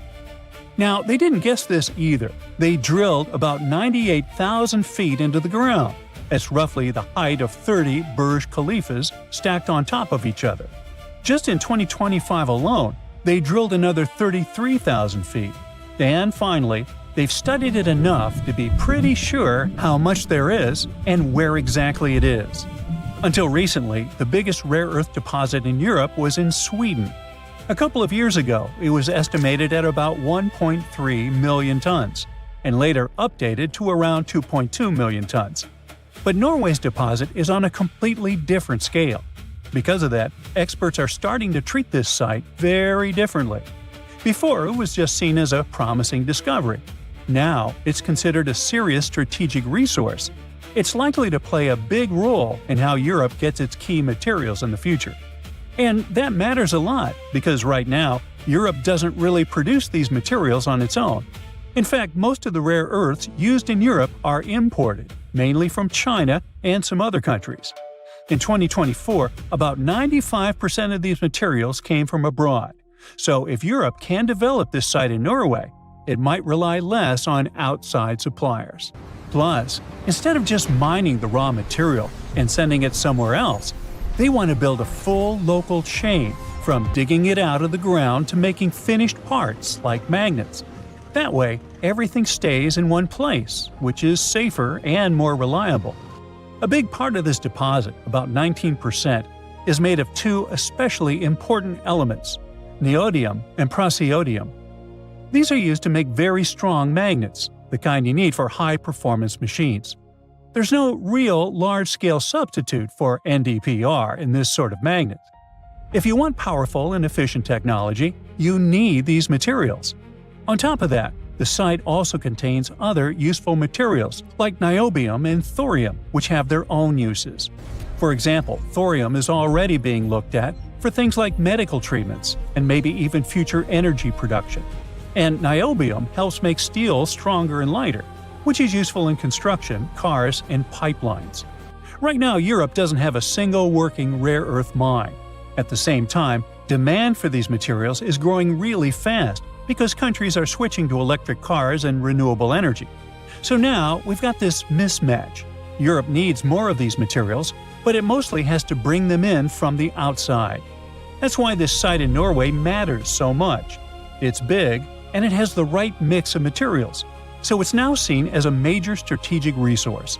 It could help Europe rely less on imports and have more control over its own supply of these critical materials. Besides, the sheer size of this deposit means that the project makes sense financially. The thing is, mining is expensive. You need roads, equipment, permits, workers, and all of that costs a lot. If a deposit is small, such costs can be too high to justify digging it up. But when the deposit is huge, those same costs are spread out over much more material. In this case, just the most valuable part, the NdPr material, adds up to around 3 million tons on its own. That's enough to support real large-scale production. The company behind the project says it could supply about 5% of Europe's demand for these key materials by around 2032. To start, they're aiming to produce about 800 tons per year. They're also working on a new way to mine it, called an invisible mine. Instead of tearing up the surface like traditional mining, they try to work more underground and keep the damage above ground as small as possible. The company has already signed early agreements to sell all the thorium they expect to produce, so buyers are already lined up before a full mining even starts. But even with all that, the project still isn't ready to go. They already have one key permit, basically permission to take the material out of the ground. But they still need another one to actually start full mining operations, and that step can take a while. You see, in Europe, mining projects often move slowly because of environmental reviews, local concerns, and long approval processes. So even though they're aiming to start production by late 2031, that date could still shift.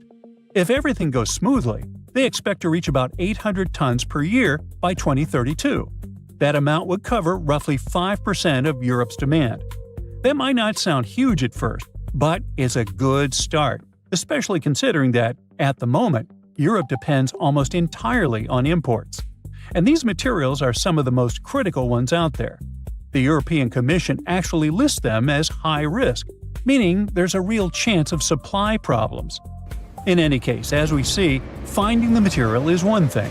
Actually digging it up, processing it, and turning into a working supply chain is much harder.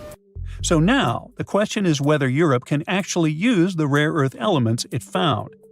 Meanwhile, the biggest rare earth mining site on Earth is located in northern China, in Inner Mongolia. It's called Bayanobo, and it holds more than 40% of all known rare earth reserves in the world and produces close to half of the global supply. This isn't one normal mine, it's a whole complex made of giant open pits. There are three main ones: the main pit, the east pit, and the west pit. The main pit alone is about 5,000 feet long and 3,500 feet wide.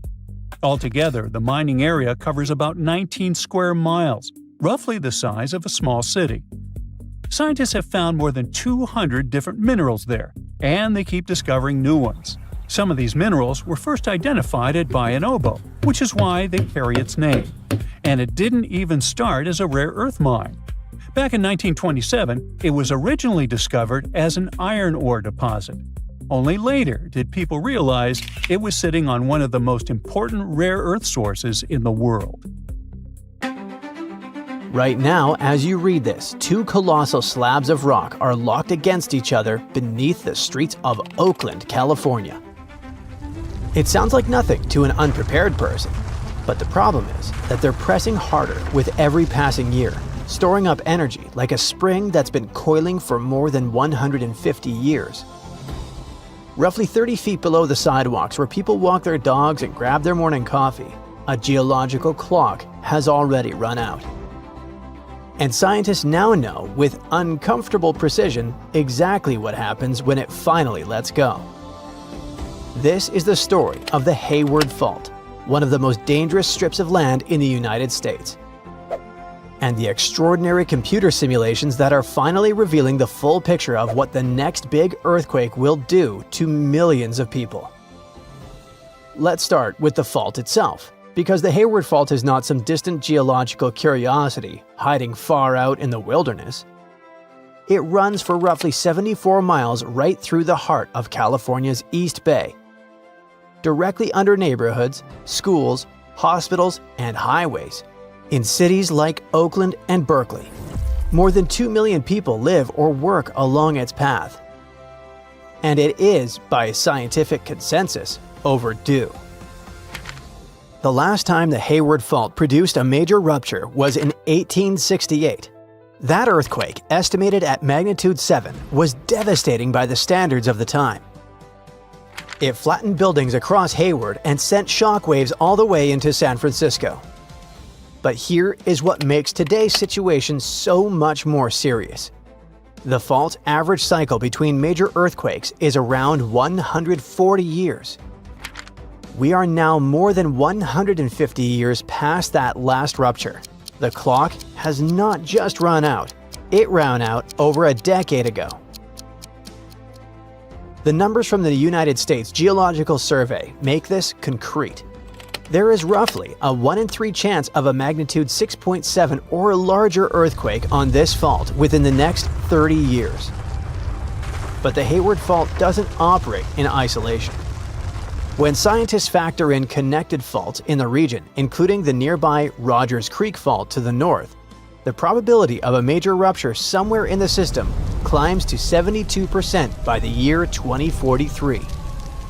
That is not a distant hypothetical. That is a near certainty within most people's lifetimes. So what exactly happens when it breaks? For decades, the honest answer was, we're not entirely sure. General earthquake models existed, but the Bay Area's geology is complex, a patchwork of hard rock, soft sediment, deep basins, and hill formations. And predicting how seismic waves travel through that maze was beyond the computing power available. That changed recently. Researchers at Lawrence Livermore National Laboratory and Lawrence Berkeley National Laboratory used some of the most powerful supercomputers on Earth to run 50 separate simulations of a magnitude 7 earthquake on the Hayward Fault. Each simulation varied the details, where exactly the rupture starts, how the slip spreads across the fault surface, how fast the break travels. The result is not one prediction, but a rich, detailed map of possibilities, showing not just where shaking will occur, but how intense it will be, how long it will last, and why certain neighborhoods face dramatically higher risks than others. What they found should reshape how every Bay Area resident thinks about where they live. The most important takeaway from these simulations is this: the ground does not shake equally. Location matters enormously, and the differences are not subtle. Take the Eastern Hills, places like Orinda and Moraga. These communities sit on layers of softer sedimentary rock, and that geology acts like an amplifier. In a major Hayward Fault earthquake, shaking in these areas could be up to 50% more intense than in western neighborhoods sitting on solid bedrock. That is not a rounding error. That's the difference between a building that survives and one that doesn't. And then there's Livermore Valley, which faces a different but equally serious problem. The valley sits in a geological basin, and seismic waves behave strangely inside basins. They bounce around, trapped between the basin walls, unable to escape. Instead of the shaking lasting the usual few seconds, simulations show it could continue for more than 2 minutes in Livermore. 2 full minutes of sustained, violent shaking. For pipelines, warehouses, and industrial infrastructure, that duration is potentially catastrophic. In Oakland and Berkeley, right on top of the fault line itself, the main danger comes for what scientists call directivity pulses. When a pulse ruptures, the break doesn't happen all at once. It races along the fault, and in doing so, it flings concentrated bursts of energy forward like a wave from a moving source. Communities directly in the path of that forward momentum get hit with sharp, powerful pulses that are particularly destructive to tall buildings. Skyscrapers and high-rises in these cities face the highest risk from this effect, with ground accelerations that can reach the equivalent of the full force of gravity. Enough to overwhelm structures that were not built with this specific threat in mind. Meanwhile, on the western side of the Bay Area, underlain by the hard Franciscan bedrock, things look noticeably different. Ground acceleration there could be 20 to 50% lower than in the highest risk zones. San Francisco itself will certainly feel the earthquake, but distance and solid geology provide meaningful protection. This does not mean western neighborhoods are safe. It means they are safer, relatively speaking. To understand why geology creates such stark differences, it helps to think about how seismic waves actually move. When a fault ruptures, it sends waves radiating outward in all directions, much like dropping a stone into a pond. But unlike water, the ground is not uniform. Hard bedrock transmits those waves quickly and efficiently, so energy passes through without lingering. Soft sediment, by contrast, slows the waves down, compresses them, and forces them to grow taller and more violent. The same way ocean waves rear up and crash when they hit shallow water near the shore. The Bay Area sits on an extraordinary variety of ground materials, which is precisely why 2 neighborhoods just a few miles apart can experience the same earthquake in dramatically different ways. The simulations capture this complexity in finer detail than any previous model, and the results make clear that geology is not just a background detail, it's the single biggest factor determining who gets hurt and who walks away. What makes these simulations genuinely groundbreaking is that they don't just produce abstract data, they produce actionable intelligence. Engineers can already use these results. For skyscrapers in Oakland and Berkeley, the pulse wave risk means buildings need reinforcement specifically designed to absorb those sharp, sudden jolts rather than the slower, rolling motion of distant earthquakes. In Livermore, foundations for new construction must account for extended shaking durations, not just peak intensity. In the eastern hills, slope stability becomes a critical concern. Steep hillside homes face elevated landslide risk when shaking amplifies. For public infrastructure, Bay Area Rapid Transit, BART, and the region's freeway systems are being prioritized for retrofitting based on the directivity cone maps and simulations produced. The fault doesn't just threaten buildings, it threatens the transportation networks people will desperately need after a major event. And for ordinary residents, the implications are personal and practical. Securing heavy furniture, water heaters, and bookcases reduces injury risk. Early warning apps can provide seconds of notice before shaking arrives, enough time to drop, cover, and hold on. Emergency supplies for at least 3 days are not excessive preparation. For a region this exposed, they are basic common sense. The science of earthquake prediction is moving fast. These simulations are already being extended to the San Andreas Fault, modeling potential magnitude 7.5 or larger events. Higher resolution subsurface mapping will push the models to even finer detail. But the Hayward Fault simulation already tells us something profound. We do not need to be helpless in the face of this threat. The ground beneath the Bay Area is not a mystery anymore. We know where the danger concentrates. We know why some neighborhoods will shake harder, why some valleys will shake longer, and why some buildings face risks that others don't. The question is no longer whether this earthquake is coming. The question is whether we will be ready when it does. Right here, between the megalopolis of the north and the booming population of Florida, lies a 500-mile dead zone of darkness. Looking at the lights, you have to ask, why is the U.S. southeast coast absurdly empty?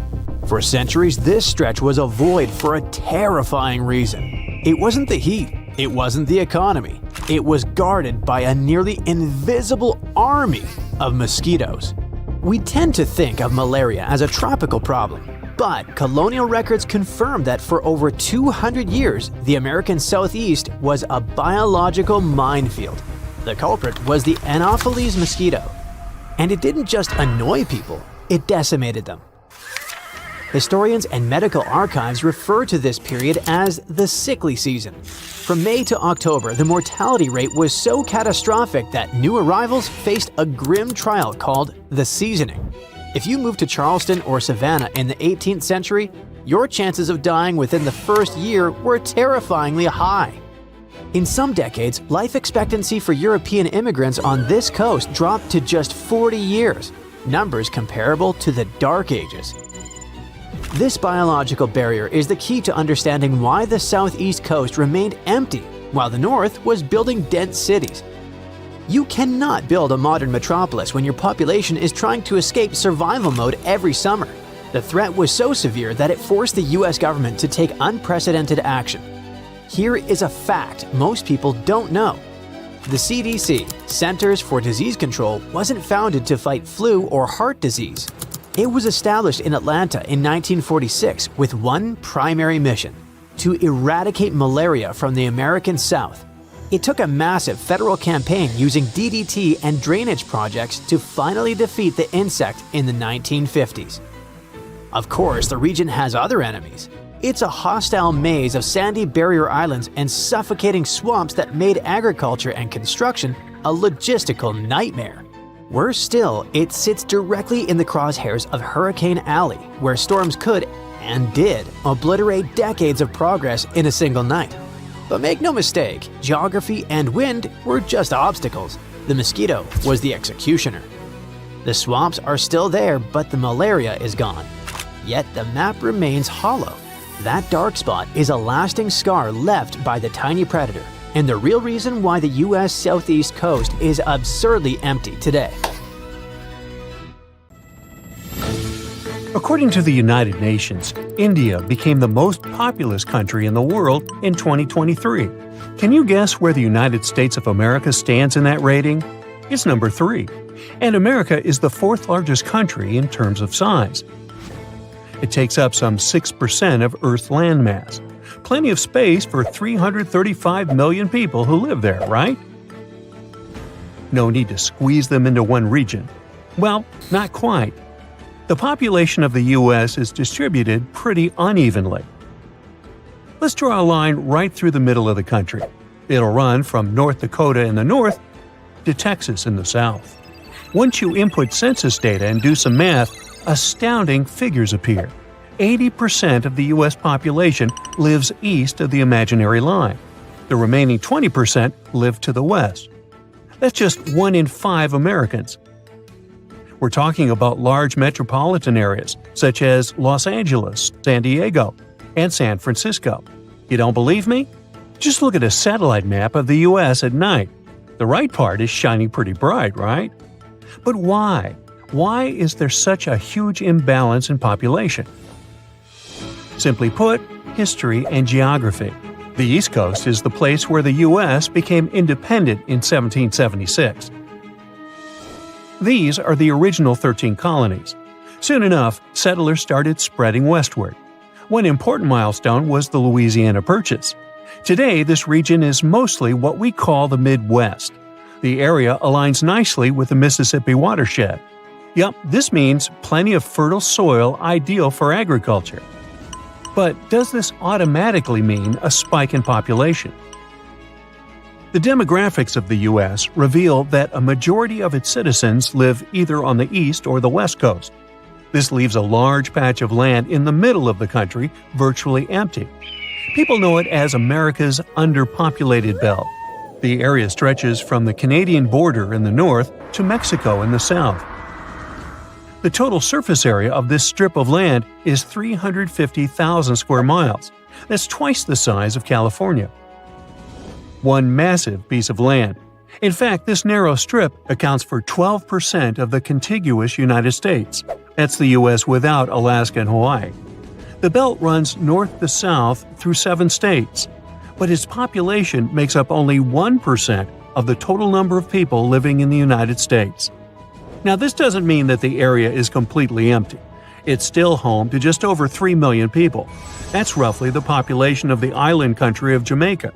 But there is room here for many more residents. Let's take the example of Nigeria. Its total land area is slightly bigger than the sparsely inhabited belt in America. But Nigeria's population is a huge 206 million people. This makes it the 7th most populated country on the planet. Impressive, right? But why isn't the American Midwest living up to its potential? Well, time for one last history lesson. I've already mentioned how the United States expanded from the East Coast to the West Coast. This doesn't mean that the West was lagging too far behind. Take, for example, the cities of San Francisco and Los Angeles. They were incorporated in 1850. That's just 13 years after Chicago. The following year, Portland, Oregon became incorporated. You get the picture. And then, in 1869, the United States completed building its first transcontinental railroad. In terms of transport, the country was unified. There is no historical reason strong enough to explain why so few people live in the center of the country. So now it's time for some interesting geography. If you look at the physical map of the United States, you'll notice that this belt lies in the Great Plains. As the name suggests, the area is flat, which should be ideal for large settlements. Well, not really. East of this region, there is a huge patch of the color brown. It's covered by mountains. But not just any mountains. These are the Rockies. The range is around 76 million years old. It has several peaks over 14,000 feet. And most of the Rockies are national parks, a vast nature reserve. But most importantly, the range plays a vital role in the region's climate. Ever heard of the rain shadow effect? Let me explain. Wet weather systems form over the Pacific Ocean. Then they travel east, where they meet the Rockies. Now the air has to go up over the mountains. This is where it cools down and condenses. The final result? a lot of rain and snow for the people living on or west of the range, and just a few drops east of it. When air from the Pacific finally reaches the Great Plains, it doesn't contain much moisture anymore. In fact, the weather system starts taking up moisture from the surrounding landscape. This creates an arid climate east of the Rocky Mountains. That's the exact location of the belt where so few Americans live. It's one of the driest parts of the country. So when settlers came in the 19th century, they were like, nah, I'll just continue west. Plus, there was the gold rush in California they were heading for. The climate in this part of the plains isn't great for agriculture, and huge fluctuations in air temperature don't help either. In a single day, temperatures can drop from 70 to 30 degrees Fahrenheit. These sudden changes in outside temperature are harmful to human health. It's like stepping inside an air-conditioned room on a sizzling summer day. Not a pleasant feeling. Southern California has a similarly dry climate, yet close to 40 million people live there. This makes California the most populous U.S. state. Their secret? A vast network of irrigation canals and aqueducts, plus a share of water from the Colorado River. Summers in the Great Plains get very hot, while winters are extremely cold. The reason behind these wild weather patterns are polar winds. They get a piggyback ride along the ridges of the Rockies and then rapidly descend into the plains. A winter day in Wyoming, for example, can start pleasantly warm, but later in the afternoon, the temperature can easily drop below zero. You just wouldn't know how to dress, and you probably wouldn't want to relocate here. That's what 99% of Americans think too. Humans like to feel comfortable, so we choose to live in temperate climate zones. Places that are either too cold or too hot don't have a large population. Just look at the driest inhabited continent. You've guessed it correctly, it's Australia. Nearly 70% of the country is either arid or semi-arid. That's a subtle way of saying that it's a desert. That's why Australians are huddled in coastal areas. 90% of them live in big cities, such as Sydney, Melbourne, and Perth. The only exception is the capital, Canberra. They build it inland close to a water source. But Australia's interior is sparsely populated. Just like in the States, there is only one major town in an area the size of 12 Lake Michigans. A huge shout-out to the residents of Alice Springs. They truly live in an oasis. And what about places with a temperate climate, like Europe? The population is evenly distributed here, right? Well, yes and no, depending on the country. In Germany, 77% of people live in urban areas. They have plenty of major cities to choose from. Berlin, Hamburg, Munich, and Cologne all have over 1 million residents. But let's look at neighboring France. How many cities with a population over 1 million can you name? Okay, Paris, definitely. It has over 12 million residents in the metropolitan area. But now comes the staggering fact. The next two cities on the list have a population of barely 2 million, respectively. Can you notice the huge imbalance? This is the case in most large European countries. In Greece, for example, 35% of the population lives in the capital, Athens. So, the largely underpopulated center of the United States is not a unique example. America is the land of opportunities, but chances of finding a better life are greater in large cities. The country's top 100 metropolitan areas account for at least 3/4 of the nation's GDP, and most of them are located on the east and the west coast. There are no cities with over 1 million residents in America's underpopulated belt. A leftover chunk of an ancient tectonic plate is on the move beneath North America, right under the southern part of the Cascadia subduction zone. This isn't some harmless debris. It's a real slab of Earth that never fully disappeared. And because it's still sliding around down there, it could be adding a whole new layer of stress to a region that already has a reputation for massive earthquakes. The story started with weird signals showing up in seismic data. It's basically Earth's X-ray. Scientists send waves through the ground and watch how they bounce back. These waves started acting wrong beneath the Pacific Ocean off the western U.S. coast. Instead of smooth, predictable patterns, researchers saw a giant, coherent block deep below the seabed, moving differently from everything around it. It didn't look like a landslide, didn't look like loose debris, and didn't behave like normal ocean crust. That's when someone dared to ask the question out loud. What if this is something much older and much bigger than we thought? Some researchers seriously wondered if this could be a remnant of a lost continent, maybe a forgotten shard of Pangaea, the supercontinent that once stitched almost all land together. Technically, it's not fully impossible. Continents break, sink, stretch, and vanish over millions of years. This fragment was enormous, solid, and oddly shaped, which made it hard to classify. It didn't fit into the usual categories scientists use to explain underwater structures. Then came the slow, careful reality check. Scientists brought in more data, better models, and deeper analysis. They measured the age of the rock, studied how seismic waves bent through it, and compared its motion to known plate movements. That's when the picture shifted. This wasn't a lost continent at all. It was something just as dramatic, but far more dangerous. A massive leftover fragment of an ancient tectonic plate. This fragment turned out to be a survivor from the Farallon Plate. This ancient plate once dominated the Pacific, but got mostly swallowed as it slid beneath North America millions of years ago. Most of it vanished into Earth's mantle, but not all of it went quietly. This chunk survived like a splinter that never fully sank. Researchers named it the Pioneer Fragment, and the name fits because it's charting territory we didn't even know existed. And this fragment isn't just drifting harmlessly, it's moving horizontally beneath North America, which is weird and dangerous in geological terms. Normally, plates collide or slide past each other in predictable ways. This fragment behaves like a wrench jammed into a machine that already runs under insane pressure.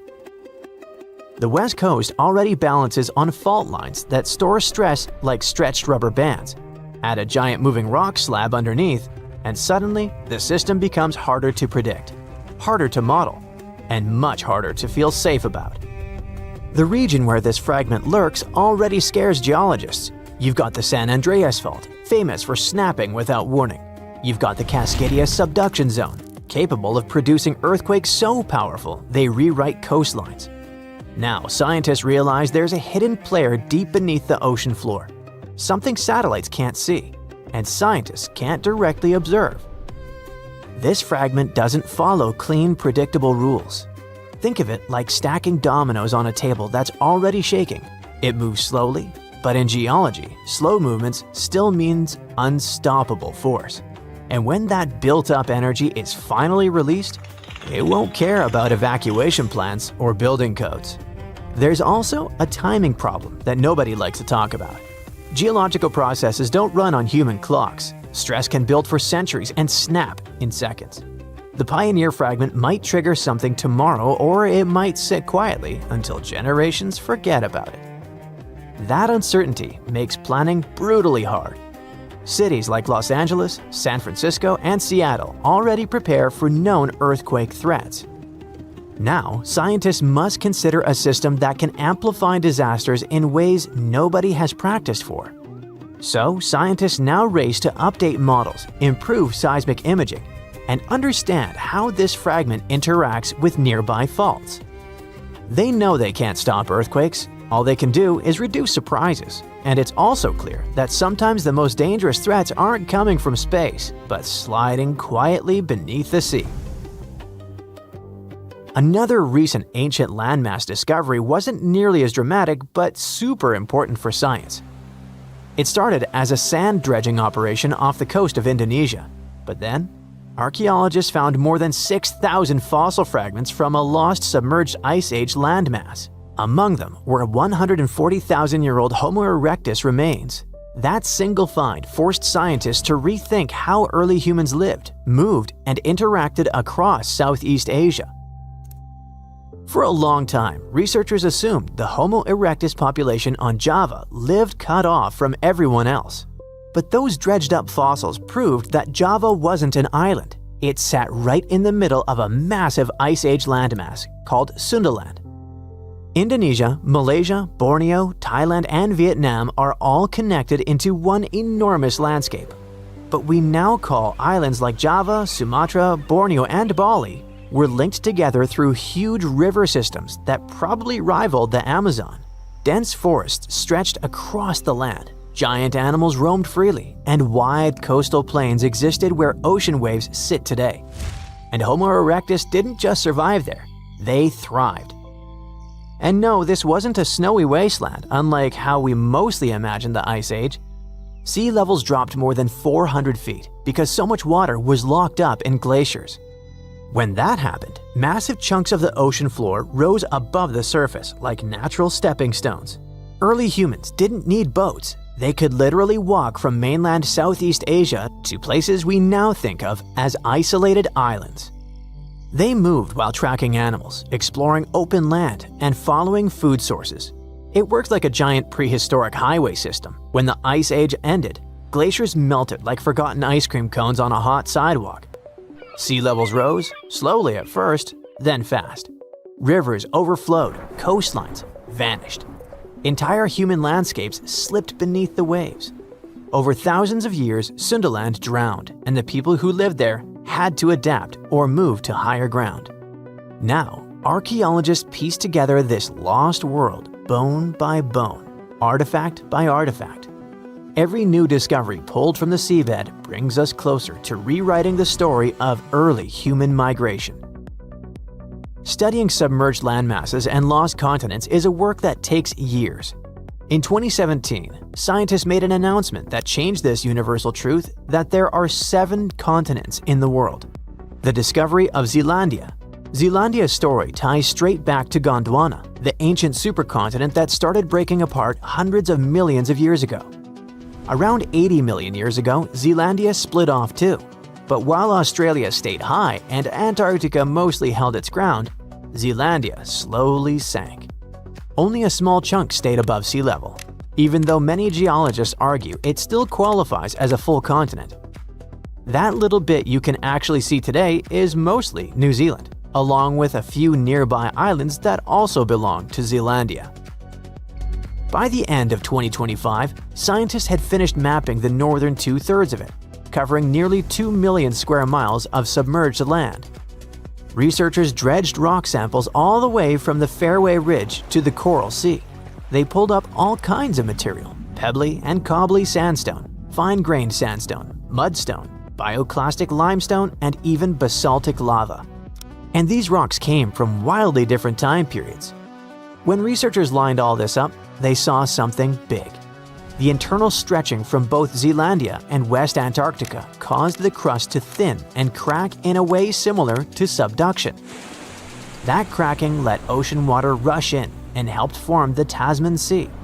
A few million years later, Antarctica continued pulling away, stretching Zealandia's crust even more until it thinned so much that sinking became inevitable. This directly challenges the older idea that Zealandia broke apart mainly through sideways strike-slip motion. The team also thinks the direction of that stretching shifted by as much as 65 degrees, which likely helped the continental crust thin